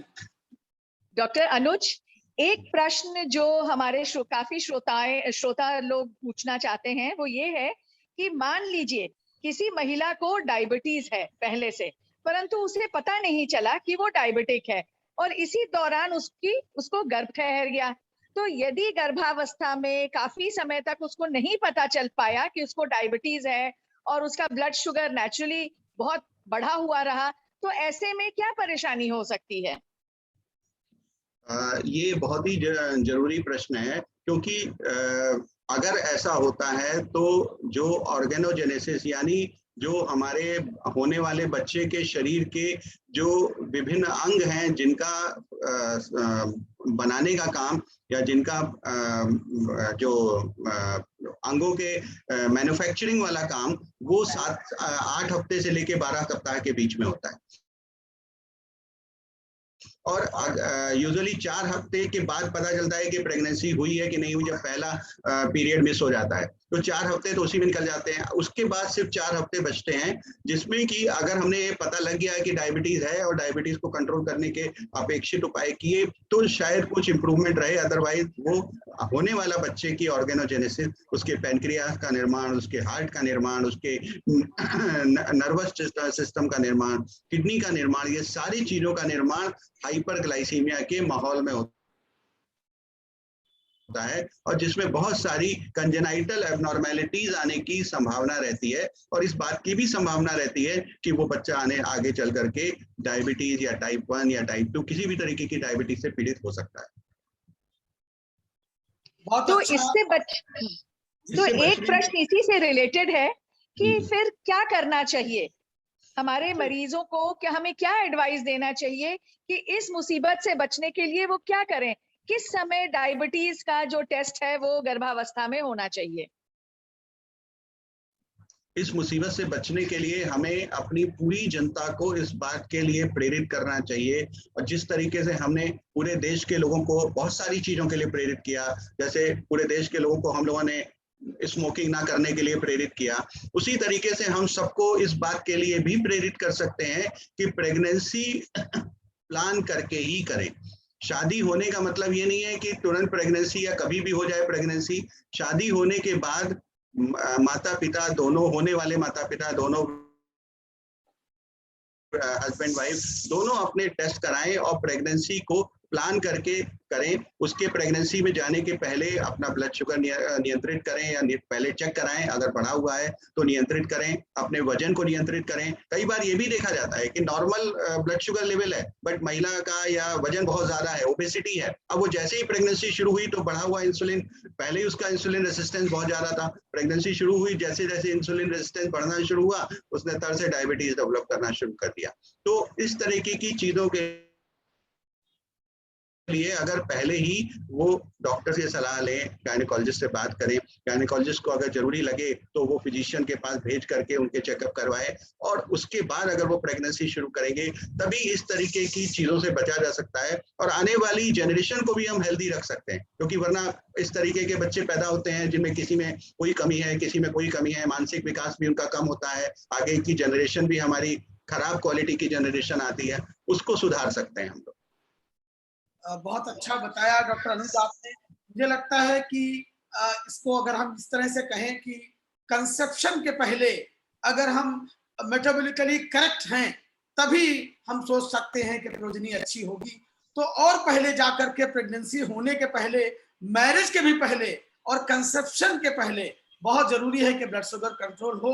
और मुझे लगता है कि ज्यादातर बात होती है कि महिलाओं के विषय में बात होती है, यहाँ पर हम भूल जाते हैं कि अगर पुरुष बहुत ओबीज है, पुरुष के अंदर इस प्रकार की समस्याएं हैं, तो उसका भी थोड़ा बहुत अंतर जरूर पड़ेगा। बहुत नहीं, काफी हद तक अंतर पड़ता है, काफी हद तक अंतर पड़ता है और ऐसी स्टडीज हैं कि पिता के डायबिटिक होने का भी होने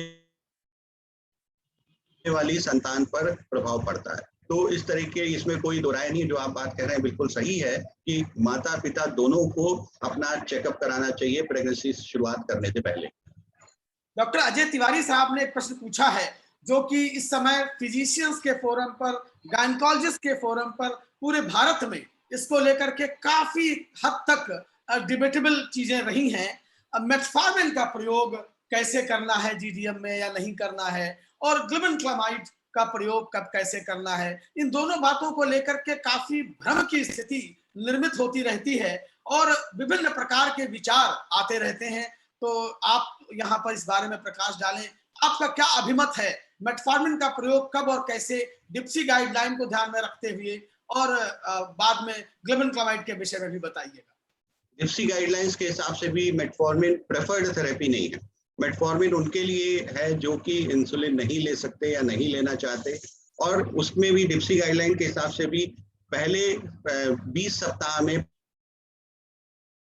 प्रेगनेंसी के दौरान, खासतौर से जिस पीरियड में ऑर्गेनोजेनेसिस हो रही है या फीटल फॉर्मेशन हो रहा है या फीटल बॉडी का फॉर्मेशन हो रहा है या डिपोजिशन ऑफ द फैट हो रहा है, उस पीरियड में मेटफॉर्मिन लेना उचित नहीं होता। उसकी वजह क्या है कि मेटफॉर्मिन का जो मैकेनिज्म ऑफ एक्शन है वो इंसुलिन रेसिस्टेंस को कम करती है और प्रेगनेंसी में मैंने जैसे पहले भी कहा अपनी टॉक के दौरान, प्रेगनेंसी केवल अकेली ऐसी स्थिति है मानव जीवन में जो आती है जहां पे हम इंसुलिन रेजिस्टेंस को वेलकम करते हैं। तो इंसुलिन रेजिस्टेंस बढ़ेगा, बच्चे का विकास होगा, लेकिन अगर वो विकास बहुत अधिक हो रहा है या बच्चा मैक्रोसोमिया की तरफ जा रहा है, तो वहां पे मेटफॉर्मिन हमारे लिए बहुत उपयोगी सिद्ध होगी कि अगर हम इंसुलिन के साथ मेटफॉर्मिन को लगा करके और बच्चे के वजन को बहुत अधिक बढ़ने से रोक सकते हैं। बहुत सारे भारतीय लोगों में मेटफॉर्मिन के अच्छे रिजल्ट्स कई बार इसलिए भी मिल जाते हैं या काम करती है मेटफॉर्मिन, क्योंकि हम भारतीयों का इंसुलिन रेजिस्टेंस नॉर्मली बहुत अधिक होता है। अदरवाइज जो मेटफॉर्मिन की जो स्टडी हुई थी, जिसके आधार पे हम लोगों ने मेटफॉर्मिन को प्रेगनेंसी में अप्रूव किया, इस स्टडी को MIG स्टडी के नाम से जानते हैं, मिग स्टडी। मिग स्टडी के अंदर 2 आर्म बनाए गए थे। एक आर्म में मेटफॉर्मिन दी गई थी लोगों को, दूसरे आर्म में लोगों को इंसुलिन दी गई थी। और आपको ये जान के आश्चर्य होगा कि दोनों आर्म में बेसलाइन BMI 34 से 35 के बीच में थी। 34 से 35 के बीच में BMI कभी हिंदुस्तान में आप किसी प्रेग्नेंट वुमेन में, खासतौर से जिस उम्र में हमारे देश की महिलाएं प्रेग्नेंट होती हैं, उस उम्र में तो आप 34-35 BMI की कल्पना नहीं कर सकते। 34-35 BMI भले 40 साल के बाद आपको देखने को मिल जाए या 45 साल में देखने को मिले, but you won't get in 20 और 25 ईयर्स की एज में, जिसमें अधिकतर या 25 से 28 30 के बीच में भी आपको देखने को नहीं मिलेगी, जिस दौरान लोग ज्यादातर महिलाएं गर्भवती होती हैं। तो ये एक बहुत बड़ा डिफरेंस है वेस्टर्न पॉपुलेशन और इंडियन पॉपुलेशन के बीच में इंसुलिन रेसिस्टेंस का, जिसकी वजह से मेटफॉर्मिन के जब तक हमें अपने खुद के ट्रायल्स नहीं मिल जाते, तब तक मेटफॉर्मिन की के सुरक्षित होने की बात को तब तक 100% नहीं कहा जा सकता। लेकिन ये बात मैं यहाँ जरूर कहूंगा कि प्रेगनेंसी का जो बेसिक प्रिंसिपल है, जिसके आधार पे प्रेगनेंसी शुरू होती है और अंत तक चलती है, वो है gradually increasing insulin resistance. Metformin उसके खिलाफ काम करती है। तो अगर हमें जरूरत है उसकी, तो हम जरूर उसके खिलाफ काम करें, अन्यथा this is against the basic principle of the development of fetus. इसी कॉन्टेक्स्ट में एक प्रश्न मेरा है डॉक्टर अनुज, जो आपने एक एंटिटी बताई थी कि पॉलीसिस्टिक ओवरीज अक्सर उन एडोलेसेंट्स में देखी जाती हैं जिनको आगे चल के डायबिटीज की प्रॉब्लम होती है या जिनमें इंसुलिन रेजिस्टेंस ज्यादा होता है। तो ये जो PCOS की बच्चियां हैं, जो यंग महिलाएं हैं, उनको मेटफॉर्मिन की दवा शुरू की जाती है as a part of infertility treatment, और फिर जब वो गर्भवती हो जाती हैं तो गर्भावस्था के शुरुआत में उनकी मेटफॉर्मिन कंटिन्यू कर दी जाती है। तो मेरा प्रश्न 2 है। पहली चीज कि अब गाइडलाइंस ये कहते हैं कि पॉलीसिस्टिक ओवरी में मेटफॉर्मिन बीच में ना रोकें, अन्यथा अबॉर्शन होने का खतरा होता है। तो उसमें क्या करना चाहिए? और दूसरी चीज ये मैं जानना चाहती हूँ कि जो हम बात कर रहे हैं कि हमें गर्भावस्था शुरू होते ही महिला का ब्लड शुगर टेस्टिंग होनी चाहिए, डिप्सी टेस्ट होना चाहिए, ये जानने के लिए कि वो कहीं वो डायबिटिक तो नहीं, कहीं उसे जेस्टेशनल डायबिटीज तो नहीं है। तो मेटफॉर्मिन देते हुए क्या उसकी डायबिटीज की जांच होनी चाहिए? वेरी गुड, बहुत ही प्रैक्टिकल क्वेश्चन है। और पहली बात तो यहाँ मैं शुरुआत इस तरीके से करूंगा कि अगर हम अपनी इस जनरेशन में प्रेगनेंसी के अंदर हाइपरग्लाइसीमिया को कंट्रोल कर लें, तो नेक्स्ट जनरेशन में PCOS की संख्या को कम कर पाएंगे। तो PCOS हो ही इसीलिए रहा है कि हम प्रेगनेंसी के दौरान हाइपरग्लाइसीमिया को नियंत्रित नहीं कर पा रहे। दूसरी बात, PCOS होने के बाद जिस महिला को या जिस बच्ची को मेटफॉर्मिन शुरू किया गया, आगे चल करके वो उसने गर्भ धारण किया, तो उसको ये कहा जाता है कि पहले फर्स्ट ट्राइमेस्टर के अंत तक उसको मेटफॉर्मिन कंटिन्यू रखना चाहिए जिस डोज में वो ले रही है, और मेटफॉर्मिन के चलते हुए ही उसे अपना ब्लड शुगर टेस्ट कराना चाहिए। मेटफॉर्मिन रोक करके शुगर टेस्ट कराने का कतई सुरक्षित तरीका नहीं है। ये बहुत ही असुरक्षित बात होगी अगर हम ऐसा कहेंगे। पर निश्चित रूप से जब उसका फर्स्ट ट्राइमेस्टर कंप्लीट होगा, तब हम ये कह सकते हैं कि हम एक बार फिर दोबारा उसका ब्लड शुगर चेक कराएं। और इस तरीके की महिलाओं में, क्योंकि PCOS भी जेस्टेशनल डायबिटीज को जन्म देता है, तो जब भी आप फर्स्ट ट्राइमेस्टर पूरा होने के बाद आपका ये खतरा तो टल जाता है कि अब एबॉर्शन होगा या नहीं होगा। एबॉर्शन वाला प्रॉब्लम आपका निकल गया कि अब एबॉर्शन नहीं होगा, आप मेटफॉर्मिन रोक सकते हैं। लेकिन यहाँ पे ये असेस करना जरूरी है कि क्या मेटफॉर्मिन को रोकना वास्तव में जरूरी है।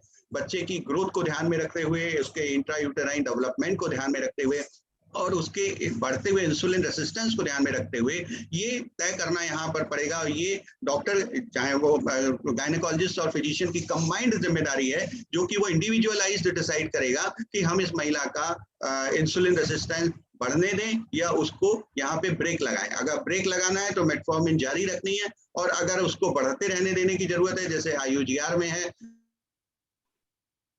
बच्चा या उसकी प्रेगनेंसी की ग्रोथ बहुत अच्छी नहीं हो रही है, तो मेटफॉर्मिन को बंद कर देना ही ज्यादा श्रेयस्कर है। और उसके 2 सप्ताह के अंदर लाइफस्टाइल मॉडिफिकेशन और MNT को जारी रखते हुए टेस्ट कराइए उसका ग्लूकोज लेवल का। अगर वो बढ़ा हुआ आता है तो उसकी इंसुलिन शुरू कर दीजिए। प्राइंडियल केवल बढ़ा रहा है तो प्राइंडियल इंसुलिन शुरू करिए।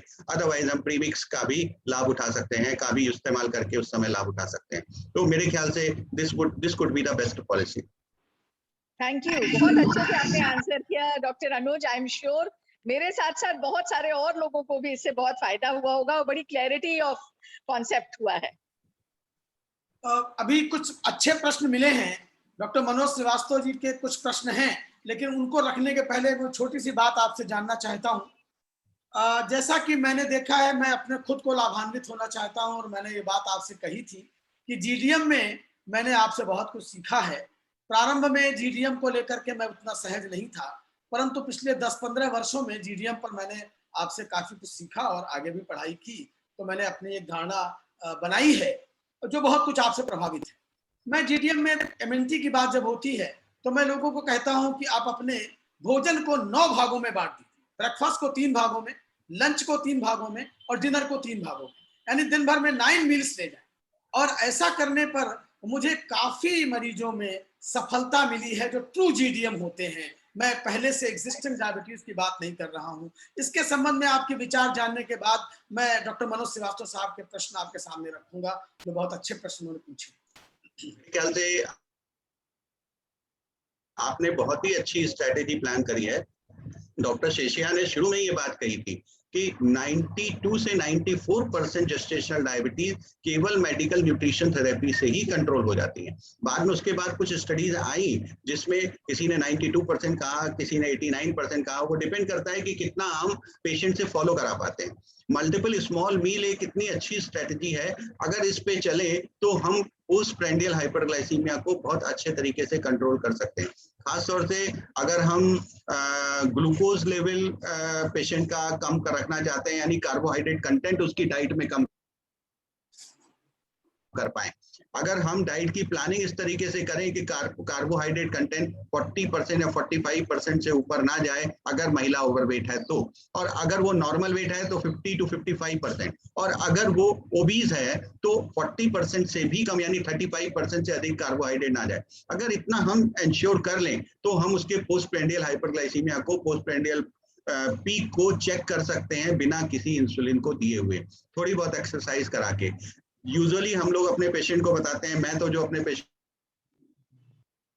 को बताता हूं, टोटल डाइट को 7 पार्ट्स में डिवाइड करता हूं। आपने 9 पार्ट्स में डिवाइड किया तो आपने और भी अच्छा काम किया, पर ये 9 पार्ट्स में करके वो पेशेंट फॉलो कर ले। सबसे बड़ी प्रॉब्लम यही होती है कि पेशेंट आपकी बात को कितना फॉलो कर पाता है। हम जब उससे शुरुआत में कहते हैं, अभी थोड़े दिन पहले अमिता जी ने किसी को भेजा था मेरे पास, तो मैंने उसका सिंपली बस इतना किया कि ब्रेकफास्ट को 3 पार्ट में डिवाइड कर दिया, और उतना करने भर से ही उसकी इंसुलिन रिक्वायरमेंट इतनी कम हो गई कि बहुत कम, उसका फिर काफी अच्छे आराम से काम चल गया। तो इस तरीके से अगर हम करते हैं, जो आपने 9 पार्ट्स में डिवाइड करने की बात की total calorie, that is the best policy, but वो थोड़ी सी प्रैक्टिकल कम है क्योंकि उतनी देर पेशेंट वो 9 हिस्से लाएगा कहाँ, क्योंकि एक पार्ट से दूसरे पार्ट के बीच में कम से कम 4 घंटे का अंतर होना चाहिए। तो अगर अब 9 पार्ट में अगर आप डिवाइड करेंगे तो 36 घंटे का दिन हमें चाहिए, जो कि मिलना बहुत मुश्किल है। तो जाहिर है कि एक मील से दूसरे मील के बीच में टाइम गैप बड़ा कम रहता होगा। तो ये सब चीजें हैं जो थोड़ी प्रैक्टिकल प्रॉब्लम इसमें पैदा करती हैं। अदरवाइज 7 पार्ट्स में तो हम लोग भी करने के लिए। डॉक्टर मनोज श्रीवास्तव जी ने यही किया था कि जो डायबिटिक पेशेंट हैं और प्रेगनेंसी है और नॉन डायबिटिक प्रेगनेंसी है, दोनों की डाइट में बहुत बड़ा परिवर्तन क्या होगा? नॉन डायबिटिक प्रेगनेंसी और डायबिटिक प्रेगनेंसी की डाइट में कायदे से आइडियली कोई परिवर्तन नहीं होना चाहिए। जो एक डायबिटिक मदर को नहीं खाना चाहिए वो नॉन डायबिटिक मदर को भी नहीं खाना चाहिए, क्योंकि मैं डॉक्टर सरकार की एक बात अक्सर याद करता हूं कि वो अक्सर हम लोगों से कहते थे कि डायबिटिक डाइट नाम की दुनिया में कोई चीज नहीं होती। तो डायबिटिक, जो कई सारे फिजिशियन लिखते हैं कि डायबिटिक डाइट, तो कहते थे डायबिटिक डाइट नाम की कोई, जो डायबिटिक डाइट तुम डायबिटीज के पेशेंट को बता रहे हो वो नॉन डायबिटीज के पेशेंट के लिए भी वही डाइट होनी चाहिए, क्योंकि तभी उसकी शरीर का विकास भी तभी अच्छा होगा। इसी तरीके से नॉन डायबिटिक प्रेग्नेंट के लिए, अगर यहाँ पे बस इतना ही डिफरेंस है, अगर लेडी ओवरवेट है, ओबीज है, तो हमें उसको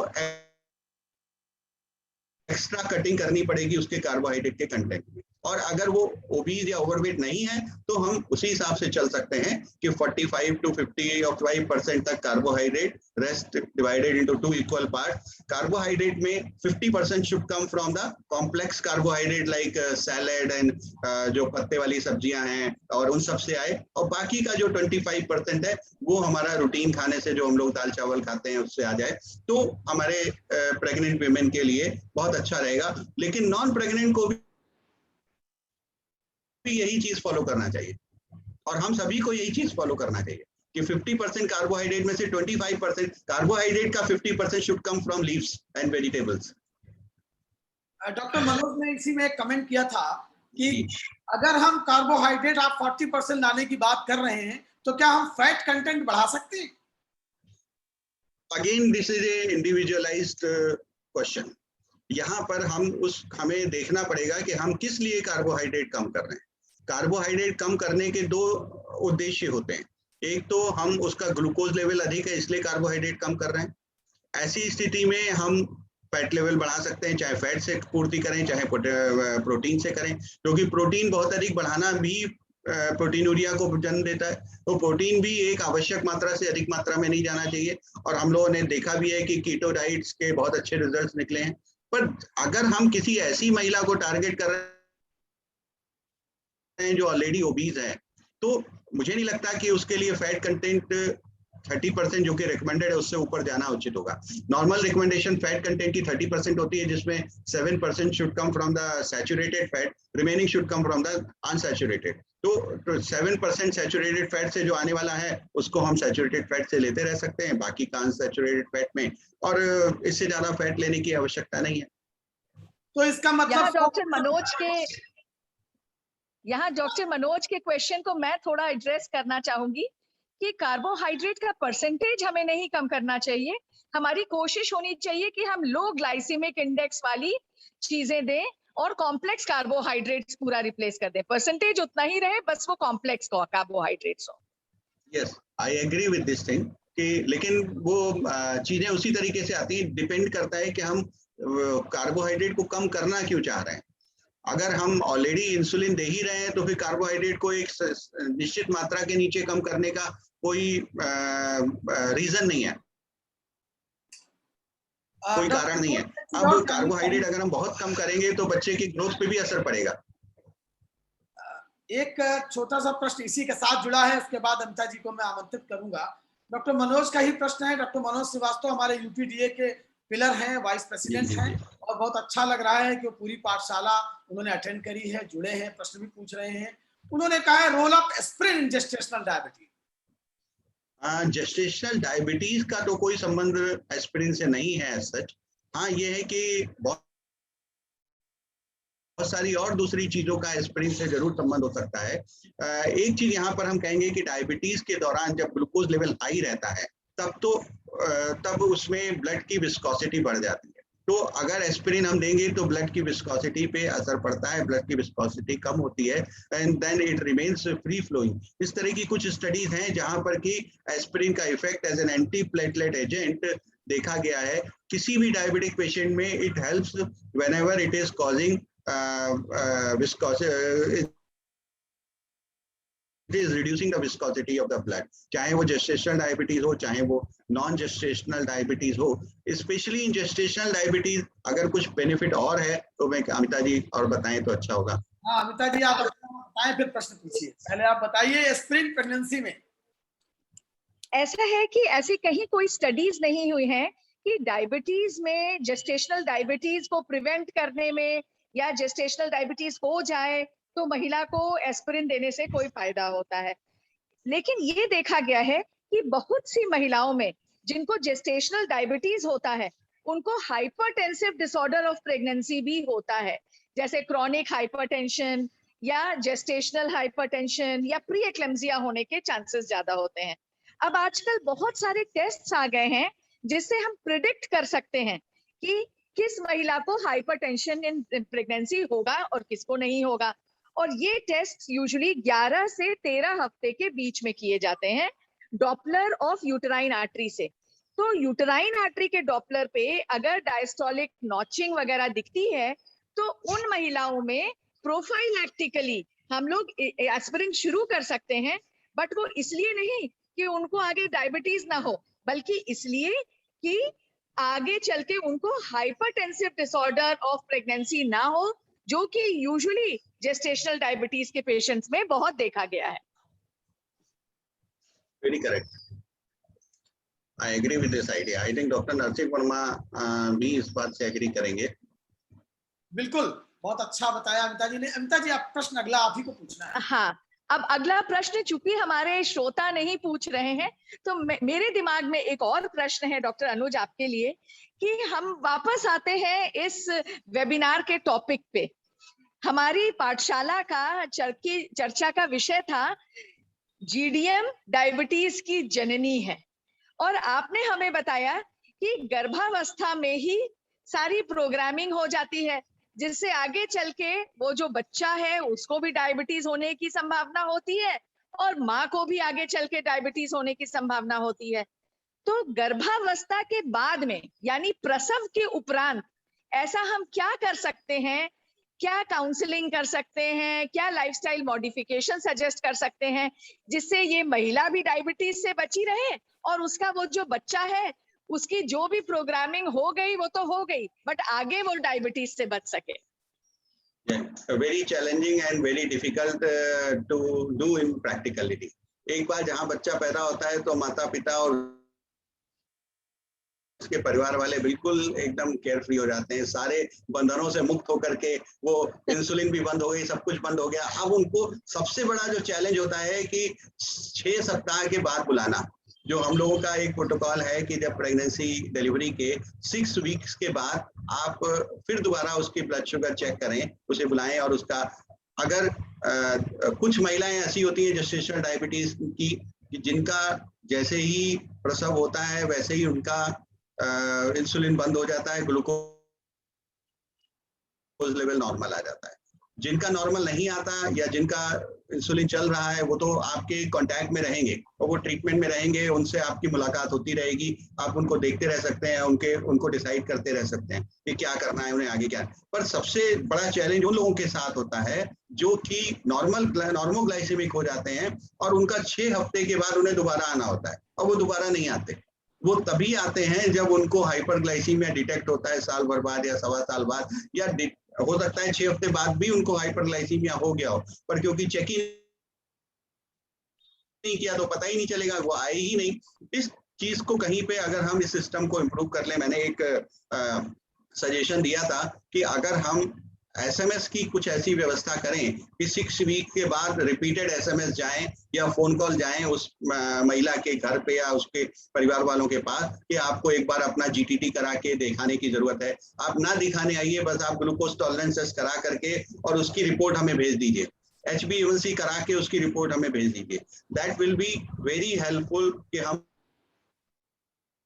उसको आने वाली डायबिटीज से के दुष्प्रभावों से बचा पाए। आने वाली डायबिटीज तो आ ही गई, उसमें तो कुछ नहीं कर सकते, लेकिन जो उसके कॉम्प्लिकेशंस होने वाले हैं, जो ट्रीटमेंट नहीं कर रही उसके वजह से जो उसे प्रॉब्लम होने वाली है, उससे हम उसे रोक सकते हैं। दूसरी बात कि प्रसव के बाद बहुत सारे लोगों का बड़ा दबाव रहता है कि अब तो भाई डिलीवरी हो गई, अब हमारे बच्चे, अब हमारी जो वाइफ है या बेटी है जो भी है, इसकी आप गोलियां शुरू कर दीजिए, अब इसकी इंसुलिन बंद कर दीजिए, इंसुलिन से इसे छुट्टी दिलाइए। तो यहाँ पे मैं एक ये बात कहना चाहूंगा मेरी बात को, I would like to confirm by Amita ji comment, क्योंकि इनका एक्सपीरियंस उस क्षेत्र में ज्यादा है। मेरी अपनी मान्यता ये है कि जब तक महिला ब्रेस्ट फीडिंग कर रही है उसको इंसुलिन ही लेना चाहिए। कोई भी और दूसरी एंटी ग्लाइसेमिक ड्रग उसके क्या इफेक्ट होने वाले हैं प्लेसेंटा ट्रांसफर होने पे, इसके बारे में अभी तक कोई विस्तृत अध्ययन या ऐसी स्टडी नहीं आई है। मेटफॉर्मिन के ऊपर जरूर MIG की फॉलोअप स्टडी आई है जिसमें ये पाया गया कि जिनको मेटफॉर्मिन दी गई प्रेगनेंसी के दौरान और जिनको नहीं दी गई, उन दोनों के बच्चों की मिड आर्म सर्कमफेरेंस में कोई भी अंतर नहीं पाया गया। तो मेटफॉर्मिन में तो, लेकिन उसमें भी मेटफॉर्मिन पोस्ट प्रेगनेंसी यानी पोस्ट डिलीवरी दी गई कि नहीं दी गई, इसका कहीं पर कोई जिक्र नहीं है MIG स्टडी में भी। तो मेरा अमिता जी से अनुरोध होगा कि वो इस चीज को कंफर्म करें कि हम ओरल में मेटफॉर्मिन दे सकते हैं कि नहीं। बाकी ओरल तो मुझे लगता है कि जब ब्रेस्ट फीडिंग का टाइम पूरा हो जाए उसके बाद ही उनको ऐड करना उचित होगा। डॉक्टर अनुज, आपके इस प्रश्न का मैं पहले उत्तर देना चाहूंगी और फिर एक और चीज आपको बताना चाहूंगी। सबसे पहली चीज तो ये है कि आपने जैसा कहा, कहीं कोई गाइडलाइन नहीं है कि डिलीवरी के बाद महिला को इंसुलिन लेना चाहिए या ओरल हाइपोग्लाइसेमिक पे शिफ्ट हो जाना चाहिए। लेकिन जैसा आप कह रहे हैं, ये डेफिनेटली हम लोगों ने भी ये एक्सपीरियंस किया है कि हर महिला डिलीवरी के बाद फिर इंसुलिन से मुक्ति पाना चाहती है। तो यूजुअली ये जो जेस्टेशनल डायबिटीज वाली महिलाएं हैं उसमें से अराउंड 20 to 30% को ही दवाई की जरूरत होती है। हम लोग मोस्ट ऑफ दीज वुमेन को मेटफॉर्मिन पे कंट्रोल करना चाहते हैं। As far as glibenclamide is concerned, उसके भी कोई ऐसे रिपोर्ट्स नहीं है कि वो ब्रेस्ट मिल्क में बहुत एक्सक्रीट हो रहा है या बच्चे के कोई एडवर्स इफेक्ट हो रहा है, बट डेफिनेटली कहीं कोई long term follow up studies नहीं है। तो जब तक मेटफॉर्मिन से कंट्रोल हो सकती है तब तक तो वी आर वेरी हैप्पी। इसके बाद अगर कुछ उसको ओरल हाइपोग्लाइसेमिक की जरूरत होती है तो हम लोग भी यूजुअली उसको काउंसल करते हैं कि इंसुलिन पर ही वो मेंटेन रहे वो प्रसव के शुरू के बाद के 6 महीनों तक, जब तक वो एक्सक्लूसिव ब्रेस्ट फीडिंग कर रही है, और उसके बाद वो फिर अपनी दवा कर सकती है। अब मैं पहली वाली जो आप बात बता रहे थे कि प्रसव के 6 हफ्ते के बाद जो बुलाते हैं उसकी कहानी, जैसा आपने कहा है हम लोगों ने भी ये एक्सपीरियंस किया है। इनफैक्ट मैंने एक प्रोजेक्ट किया था वर्ल्ड डायबिटीज फेडरेशन के लिए, जिसमें हमने पोस्टमार्टम फॉलोअप को बहुत इंपॉर्टेंस दिया।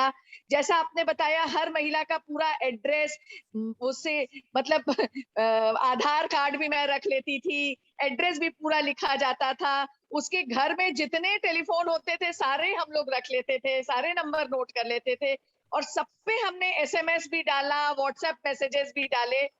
उसमें से आप यकीन नहीं मानेंगे 80% लोगों ने बिल्कुल ना जवाब दिया, ना 6 हफ्ते बाद का OGTT कराया। फिर मैं उनसे रिक्वेस्ट करती थी, उनके घर में हमने पोस्ट कार्ड्स भी भिजवाए कि साल भर बाद ही करवाते रहिए, हर साल एक बार 75 ग्राम OGTT करवाइए, वो भी नहीं करवाया। और उसमें से 6% महिलाएं वैसी थी जो बाद में फिर प्रेग्नेंट होके अनकंट्रोल्ड डायबिटीज के साथ हमारे पास आई, या प्रेग्नेंट होके फिर जेस्टेशनल डायबिटीज डेवलप करके आई। तो यूजुअली हमने देखा है कि इंडिया में जो फॉलो अप स्टडीज हैं वो बहुत पुअर होती हैं, क्योंकि शायद पेशेंट्स उसको बहुत ज्यादा तवज्जो नहीं देते हैं, उसको कोई इंपॉर्टेंस नहीं देते हैं। शायद हमारी लिटरेसी का भी इसमें बहुत बड़ा अहम हाथ होता है। स्पेशली जिन तरह की महिलाओं को हम लोग मेडिकल कॉलेज में ट्रीट करते हैं, वो बिल्कुल भी टेस्ट नहीं कराना चाहती हैं, बिल्कुल भी नहीं आना चाहती हैं आपके पास। तो इनफैक्ट मैं चाहती हूँ कि आप थोड़ा सा कुछ इस पे भी प्रकाश डालिए कि कैसे इस फॉलो अप को हम लोग और किस तरह से बढ़ा सकते हैं, उनको कैसे डराया जा सकता है प्रसव के बाद कि वो बिल्कुल डर जाएं, और नॉन कम्युनिकेबल डिजीजेस की बात कैसे उनको बताई जा सकती है कि वो वापस आ जाएं। मुझे लगता है कि अमिता जी, डराने से तो कोई डरता ही नहीं। हिंदुस्तान में तो लोग कोविड से नहीं डरे, आपने देखा। तो बाकी किसी चीज से क्या डरेंगे। तो यहाँ तो इस मामले में हमारे भारतीय जनता बड़ी बहादुर है कि वो अपनी हेल्थ के लिए कोई किसी चीज से नहीं डरती।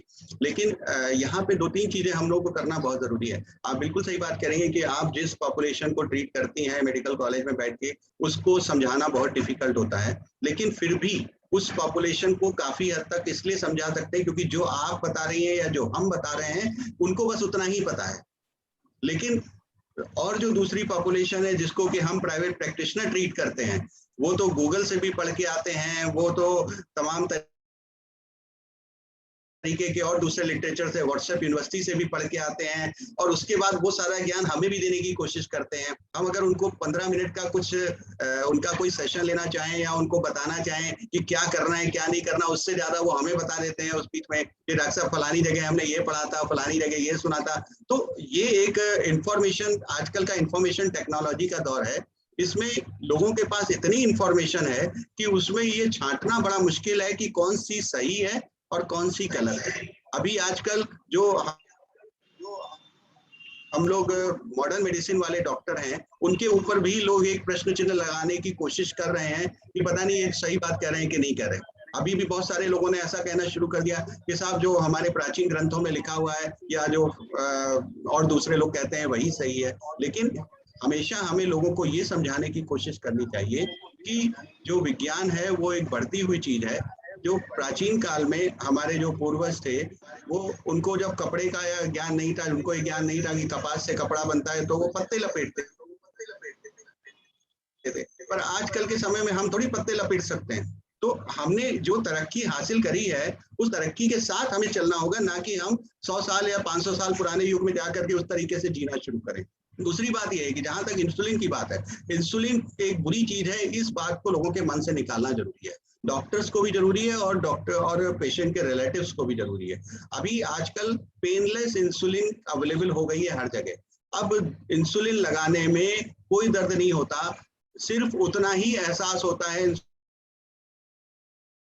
लगाने में जितना कि शेविंग करते समय हम लोगों को होता है। तो इंसुलिन लगाने में जब कोई एहसास नहीं, कोई दर्द नहीं, तो इंसुलिन बुरी क्यों है? अगर इंसुलिन की आवश्यकता है तो हमें इंसुलिन के प्रति लोगों के मन में जो भ्रांतियां हैं, लोगों के मन में जो कंफ्यूजन है, उन्हें दूर करने की जरूरत है। प्रेगनेंसी के दौरान हमें ये कोशिश करनी चाहिए कि लोग बाई चॉइस इंसुलिन ऑप्ट करें, ना कि बाई प्रेशर से इंसुलिन ऑप्ट करें। डॉक्टर के जबरदस्ती करने पे इंसुलिन ऑप्ट किया, बल्कि मेरी तो हमेशा अपने मरीजों को सजेशन ये रहता है कि अगर आप डायबिटिक हैं और प्रेग्नेंट होना चाहते हैं तो पहले अपने को इंसुलिन पे स्विच ओवर करिए, और इंसुलिन पे स्विच ओवर करने के बाद जब आपका HbA1c 6.5 या उसके नीचे आ जाए, then you should plan the pregnancy. Before that you should not plan the pregnancy. अगर आपको एक स्वस्थ और अच्छा और एक अच्छे दिमाग वाला, अच्छी बुद्धि वाला बच्चा चाहिए तो इस चीज से लोग एग्री भी करते हैं। अगर हम उनको सही चीज बताएंगे तो वो एग्री भी करते हैं। अब पोस्ट प्रेगनेंसी वाली बात में बच्चा हो गया, अब वहां पे उनको कहना तो उसमें बहुत मुश्किल नहीं है भाई। 6 महीने 8 महीने ही आजकल लोग ब्रेस्ट फीडिंग कराते हैं, इससे ज्यादा तो कराते नहीं। 6-8 महीने की बात है, जहाँ आपने इतनी तकलीफ झेली वहां 6-8 महीने और इंसुलिन लगा लो, क्या फर्क पड़ने वाला है। और 6-8 महीने जब आपकी ब्रेस्ट फीडिंग कंप्लीट हो जाए, जब आपको लगे कि अब बच्चा टॉप फीडिंग पे रखना है, तो उसके बाद आप ओरल पे आराम से स्विच ओवर कर जाइए, कोई समस्या नहीं है उसमें।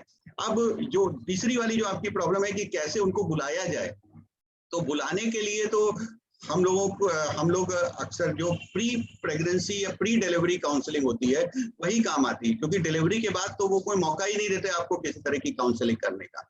हाँ, ये बात जरूर है कि अगर आप ये फॉलोअप सिस्टम डेवलप करते हैं, तो जैसे आपने कहा कि 6% महिलाएं ऐसी थी कि जो कि टर्न अप नहीं करी, बहुत कम परसेंटेज है जो कि टर्न अप नहीं करे। अगर आपने 94% को टर्न अप करा लिया तो ये आपका बहुत बड़ा अचीवमेंट है। और मुझे लगता है कि इस स्टडी को आपने पब्लिश जरूर किया होगा कहीं ना कहीं, और नहीं किया तो जरूर करिए, क्योंकि ये स्टडी हमारे मेडिकल साइंस के लिए एक एसेट के समान है, जो कि ये बताएगी कि इस इंफॉर्मेशन टेक्नोलॉजी से हमने एटलीस्ट ये गेन किया कि हम केवल 6% लोगों को ही 6% आई, 92% नहीं आई। 6% आई, 92%, तब हमें जरूर इसमें कहीं और सुधार करने की जरूरत है। तो वी कैन सी दैट कि हम और ऐसे क्या क्या चीजों को ऐड कर सकते हैं। लेकिन इंफॉर्मेशन टेक्नोलॉजी से हम लोग ये काम भी कर सकते हैं। हम उनको जो SMS भेजें उसमें ऐसी चीजों के बारे में 1 लाइनर भेजें कि जिसमें ये लिखा हो कि अगर आप टेस्ट नहीं कराएंगे तो आपको क्या तकलीफ उठानी पड़ सकती है, आपको क्या नुकसान हो सकता है, आपको अगली प्रेगनेंसी में ये दिक्कत आ सकती है। तमाम सारी महिलाएं तो 3-3, 4-4 प्रेगनेंसी लॉस होने के बाद अब आती हैं और कहती हैं कि हमारे 4 अबॉर्शन हो गए। क्यों हो गए? क्योंकि जेस्टेशनल डायबिटीज थी, लेकिन हमारे घर वालों ने हमें इंसुलिन लगाने नहीं दिया। ये कहा कि अगर इंसुलिन पेट में लगाई जाती है, आपने लगाई तो बच्चे को लग जाएगी और बच्चे को हाइपोग्लाइसीमिया, और बच्चा वैसे ही अबॉर्ट कर गया। तो इस तरीके की चीजों से लोगों को ये बताना बहुत जरूरी है कि हमें इस तरह की मिस इन्फॉर्मेशन से बचाना है, और जब मिस इन्फॉर्मेशन से हम बचा पाएंगे तभी हम लोग कोई किसी भी कामयाबी पे पहुंच सकते हैं। क्योंकि कार्यक्रम की एक सीमा है और कार्यक्रम काफी लंबा चला है, ये पाठशाला सबसे लंबी चली है अब तक। 2 प्रश्न हैं जो कि मैंने कहा था कि हम लोग कभी भी प्रश्न छोड़ेंगे नहीं। प्रोफेसर संदीप भट्टाचार्य जी के 2 प्रश्न हैं जिनको जरूर लिया जाएगा और ये अंतिम प्रश्न होंगे। मैं जानता हूं कि इतना अच्छा चर्चा चल रही है कि ये चलती ही रहे, ऐसा सभी का मन है, परंतु समय इसकी इजाजत नहीं देता है। अमिता जी का साथ मिला है इतना अच्छा कि चर्चाएं बहुत बढ़िया हो गई हैं, और इस विषय पर अमिता जी कभी आपकी हमारी अलग बात होगी। आज ये विषय बदल जाएगा, नहीं तो मैं कई सारे सुझाव दे सकता हूं कैसे ये 94 जो है ये 70 पहुंच जाए, 60 पहुंच जाए, हम आप कभी बात करेंगे। मेरे पास कुछ सुझाव हैं, लेकिन ये उचित मंच नहीं है। प्रोफेसर संदीप भट्टाचार्य जानना चाहते हैं कि क्या ग्लार्जीन को क्या स्टेटस है, ग्लार्जीन क्या प्रेगनेंसी में इस्तेमाल के लिए उसको परमिशन मिल गई है या उसका क्या स्टेटस है। एक प्रश्न का और है, पहले ग्लार्जीन के विषय में बात कर लीजिए। बताइए, ग्लार्जीन के पहले बात करें? हाँ, ग्लार्जीन के बारे में बात करिए, दूसरा प्रश्न बाद में पूछेंगे। ग्लार्जीन की जहां तक बात है, आज भी ग्लार्जीन कैटेगरी सी में है, और ये प्रेगनेंसी में अभी तक भी इसके इतनी स्टडीज हमारे पास ग्लार्जीन की नहीं है कि हम प्रेगनेंसी में इसे ऑफिशियली अप्रूव करें। लेकिन ग्लार्जीन के बारे में जो इस समय गाइडलाइंस और दिशा निर्देश हैं वो ये हैं कि अगर कोई पेशेंट ग्लार्जीन ले रही है और वो प्रेग्नेंट हो जाती है तो उसको और उसका HbA1c नॉर्मल है या जितना होना चाहिए उतना है, 6 या 6.5 के बीच में है, और लेडी प्रेग्नेंट हो गई, ग्लार्जीन पे चल रही है, तो उसको ग्लार्जीन से विड्रॉ ना किया जाए। अब प्रॉब्लम क्या है कि जब आप 4 हफ्ते बाद आपको पता चला कि प्रेग्नेंट हो गए, 5वें हफ्ते में आपने कहा कि साहब ग्लार्जीन चल रही है, इसको विड्रॉ करना है, आपने ग्लार्जीन को विड्रॉ करके दूसरी इंसुलिन देना शुरू किया, पता चला कि 2-3 हफ्ते उसकी डोज सेट करने में इतने में ऑर्गेनोजेनेसिस वाला पीरियड निकल गया। तो ऑर्गेनोजेनेसिस वाले पीरियड में आपने पेशेंट को हाइपरग्लाइसीमिया पे रखा। इसलिए ये कहा गया है कि जो ग्लार्जीन पे चल रहे हैं उन्हें ग्लार्जीन पे ही चलने दिया जाए, उनको रोका ना जाए। लेकिन न्यू इनिशिएशन के लिए उन्होंने नहीं कहा है कि ग्लार्जीन को दिया जा सकता है। अभी हमने ग्लार्जीन पे एक पेपर हम लोगों ने पब्लिश किया है थोड़े दिन पहले, तो उसमें भी हम लोगों ने जितनी भी मेटा एनालिसिस और स्टडीज हुई हैं उन सबको लेकर के एक रिव्यू लिखा है, और उसमें भी यही चीज सामने आई है कि glargine is not officially indicated for the new initiation during the pregnancy, but if anyone is continuing, he can continue with the glargine. There is no harm. Glargine placental barrier cross करती है, लेकिन cross करने के बाद भी अभी तक कोई उसका नुकसान देखा नहीं गया है। तमाम स्टडीज पब्लिश हुई हैं जिसमें अभी तक ये नहीं पाया गया है कि ग्लार्जीन प्लेसेंटल बैरियर क्रॉस करके कोई मतलब कोई भी ऐसी एब्नॉर्मैलिटी फीटस में डेवलप कर रही है जो कि नहीं होना चाहिए। उन अंतिम प्रश्न है आज का, समय की बाध्यता है, मैं जानता हूं बहुत से प्रश्न अमिता जी के मन में हैं और लोगों के मन में हैं। अंतिम प्रश्न ये है, डॉक्टर संदीप भट्टाचार्य का ही प्रश्न है। उन्होंने कहा है कि अगर मेडिकल न्यूट्रिशन थेरेपी या प्रेगनेंसी के समय केवल न्यूट्रिशन थेरेपी से किसी का 130 तक आ गया है ब्लड शुगर, तो इंसुलिन देने पर हाइपोग्लाइसीमिया होने का भय कितना रहेगा? ये प्रश्न जरूर उन्होंने पूछा है, लेकिन मेरा मानना है कि बहुत से फिजिशियंस के मन में ये प्रश्न है। मेरे मन में ये बात रहती है कि प्रेगनेंसी में हाइपोग्लाइसीमिया जल्दी नहीं होती। इस संबंध में आप बताएं। आई थिंक डॉक्टर संदीप भट्टाचार्य तो फिजियोलॉजी के व्यक्ति हैं, उनको ह्यूमन फिजियोलॉजी उनसे ज्यादा किसी और को क्या पता होगी। हम लोग तो उनके मुकाबले में बहुत कम जानते हैं, पर हमें पता है कि हम उनको जस्ट याद दिलाना चाहेंगे कि नॉर्मल ग्लूकोज लेवल प्रेगनेंसी के दौरान नॉन डायबिटिक लोगों में, नॉन डायबिटिक महिलाओं में सुबह 2 बजे से लेकर के 6 बजे के बीच में 55 मिलीग्राम पर डेसीलीटर होता है। 55 मिलीग्राम पर डेसीलीटर है। 55 मिलीग्राम वो उनके लिए जो नॉन डायबिटिक में हम कभी टेस्ट ही नहीं करते। तो 130 अगर आपने फास्टिंग कभी पाया तो आपने बहुत अच्छा पाया है, वो बहुत ज्यादा है और इसको तो हर हालत में 90 के नीचे लाने की कोशिश करनी ही चाहिए। जो 90 के कंपैरिजन में 130 इज टू हाई। उसमें हाइपोग्लाइसीमिया का, देखिए हाइपोग्लाइसीमिया का रिस्क तो हर जगह है, जहां भी कभी हम इंसुलिन यूज करेंगे, इंसुलिन की डोज ज्यादा होगी, पेशेंट की रिक्वायरमेंट के हिसाब से हाइपोग्लाइसीमिया होगा। लेकिन प्रेगनेंसी में हाइपोग्लाइसीमिया से, जैसे डॉक्टर नरसिंह वर्मा ने कहा, ज्यादा डरने की जरूरत इसलिए नहीं होती क्योंकि प्रेगनेंसी के दौरान इंसुलिन रेसिस्टेंस इंक्रीजिंग ऑर्डर में चलता है। तो आप जितनी इंसुलिन बढ़ाते हैं, आपसे ज्यादा तेज इंसुलिन रेसिस्टेंस बढ़ता है। आप 3 दिन में एक बार पेशेंट को बुलाएंगे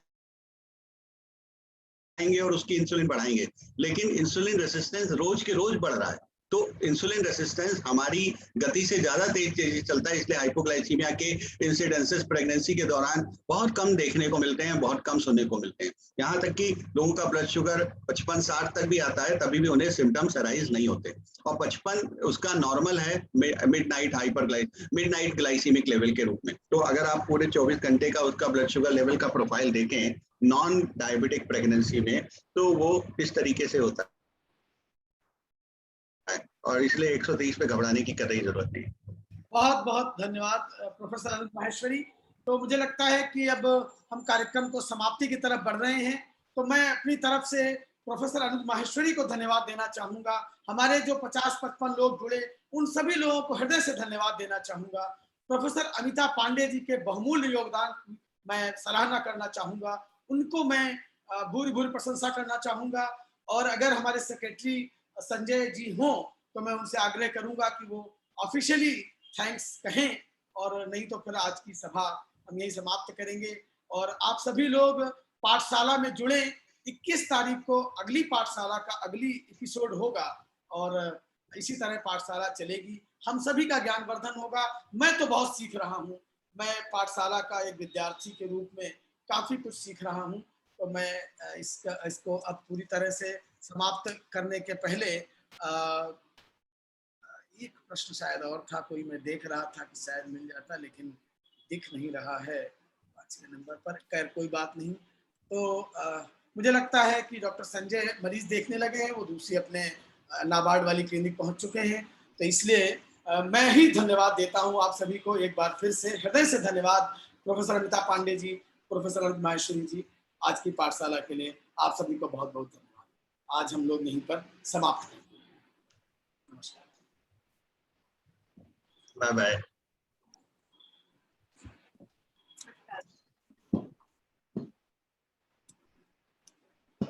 Thank you very much, sir. Thank you very much, ma'am.